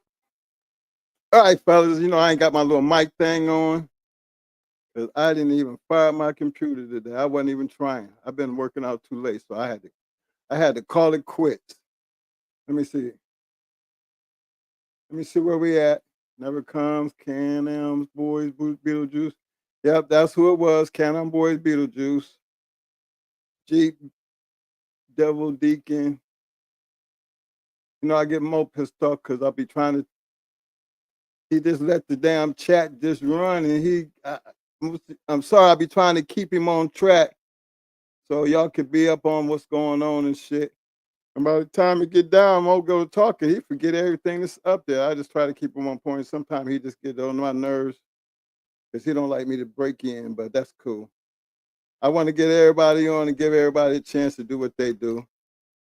You know, I'm still the producer. I need to give everybody a chance to get in. So while y'all here, it's almost 2:00 in the morning. Let's go ahead and just, first of all, fellas, I know I had Triple M on here. You know, I had him up for the night, but again, I got in late. I'm sorry for that. But on the other hand, we did some good cooking. I appreciate the chat. Everybody, everybody got they say. Remember, this is a new world nowadays. When we talk about these Bulldogs, we talk about the history of the game. And that's pretty much it. Now, we say this all the time. There's a lot in history. I mean, history, it is what it is. We might have our different versions and how we look at it, but it's not nothing back there we can't change. Especially when it comes down to the fact that something did happen. Now, we might not get the full story and understand the things that history puts out there. That's what leaves rooms for speculations. But again, pay close attention. The truth is somewhere out there. You just got to go find it. A lot of people say a lot of things. A lot of people do a lot of things. The thing about this game here, it was relationships. A lot of the things that happened due to relationships. And I always felt that relationships were happening because you had good dog men dealing with good dog men.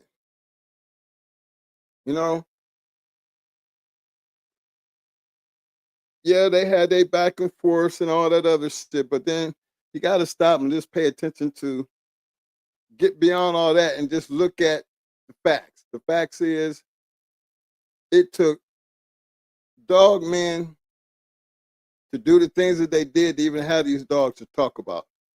And I think that's where the appreciation of the games comes from. Now, we all might play this game different, and that's the joy in it, as far as I'm concerned, because that's where the competition was. But the facts is, when it's all said and done, it's going to be clear who the winner is. And we all have been able to enjoy this game, and we all have experienced what it is to lose. But the most important thing is to get up and just keep coming back until you find what you're looking for. If you look closely, everything that we talk about, everybody was basically doing things the same way, but doing it their own way. And if you had your way of doing things and was successful doing it, it takes you to look back on these people's history and look at their results, and you can't help but appreciate what they done. They might have done it, a little different than the next man, but they seen things different than the next man. That a whole bunch of that shit going on. So to keep it simple, let history just show you what it was. And if trying to have a good bulldog is what matters, regardless of what you do with it, then take what you can take out of what history has shown you and see if that fits your criteria. And if it does, take notes. Try something different. You never know until you try. So again, respect to the game, respect to it. Another thing, I always show respect to the men that we talk about, because ain't nobody writing no books. Ain't nobody trying to write no books. We just trying to tell you a story. And for the ones who want to share their story, they have a platform. To talk about the past. And that's what matters over here. To talk about the past, to talk about their work, to talk about their success. Because if we can learn from them, and if you talk to most of them, they learn from somebody else, then one damn thing for sure to work for everybody is the more you learn, the better you got. And that's a big piece of success for anybody in anything you do in life. So don't let these dogs, come to a point to where it's a complicated situation, because actually it's not.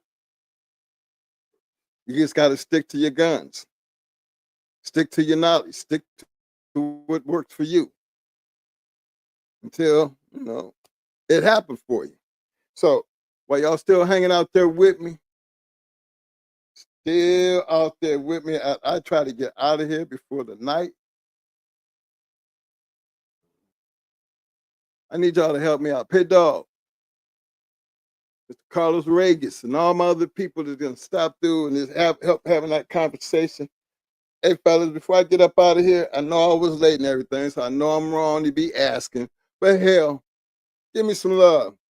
Give me some damn thumbs up, thumbs up, thumbs up, thumbs up. Muscles, muscles, muscles.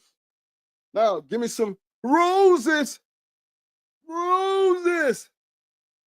Mike need them damn roses. Show some love, man. Hey, man, I appreciate everybody for showing up tonight. I wasn't even expecting to be up this late. I had a hell of a day. But look, man, we're going to be back here Tuesday night. And we can go from there. Until then, y'all know, stay safe. Take care of them dogs. Regardless of how you're doing or what you're doing, don't ever give up. Always. I mean, always. Learn it. Live by it. Always scratch the wind. Because we all fall, but only the good ones know how to get up. Let me see what I'm going to do here. Hold on. Yeah, I know what I'm going to do. Wait a second, fellas. Let me get my thing together. I worked so late tonight, I couldn't even get money to come in. Money too. So, that's all right. Rock it like that. Yeah. All right, fellas. Hey, y'all don't forget to hit that like button. Don't forget to hit that subscribe button. Appreciate the love for all my people who super chats and super stickers. Tell you what, man, it's all well appreciated. And it's not a matter of how much you give. It's the fact that you rest down there and you gave something. I feel that way about the likes. Y'all hanging out with us, even though we started out late. But you know what? When we bulldogging, ain't help but show up, show out. But the rest takes place. And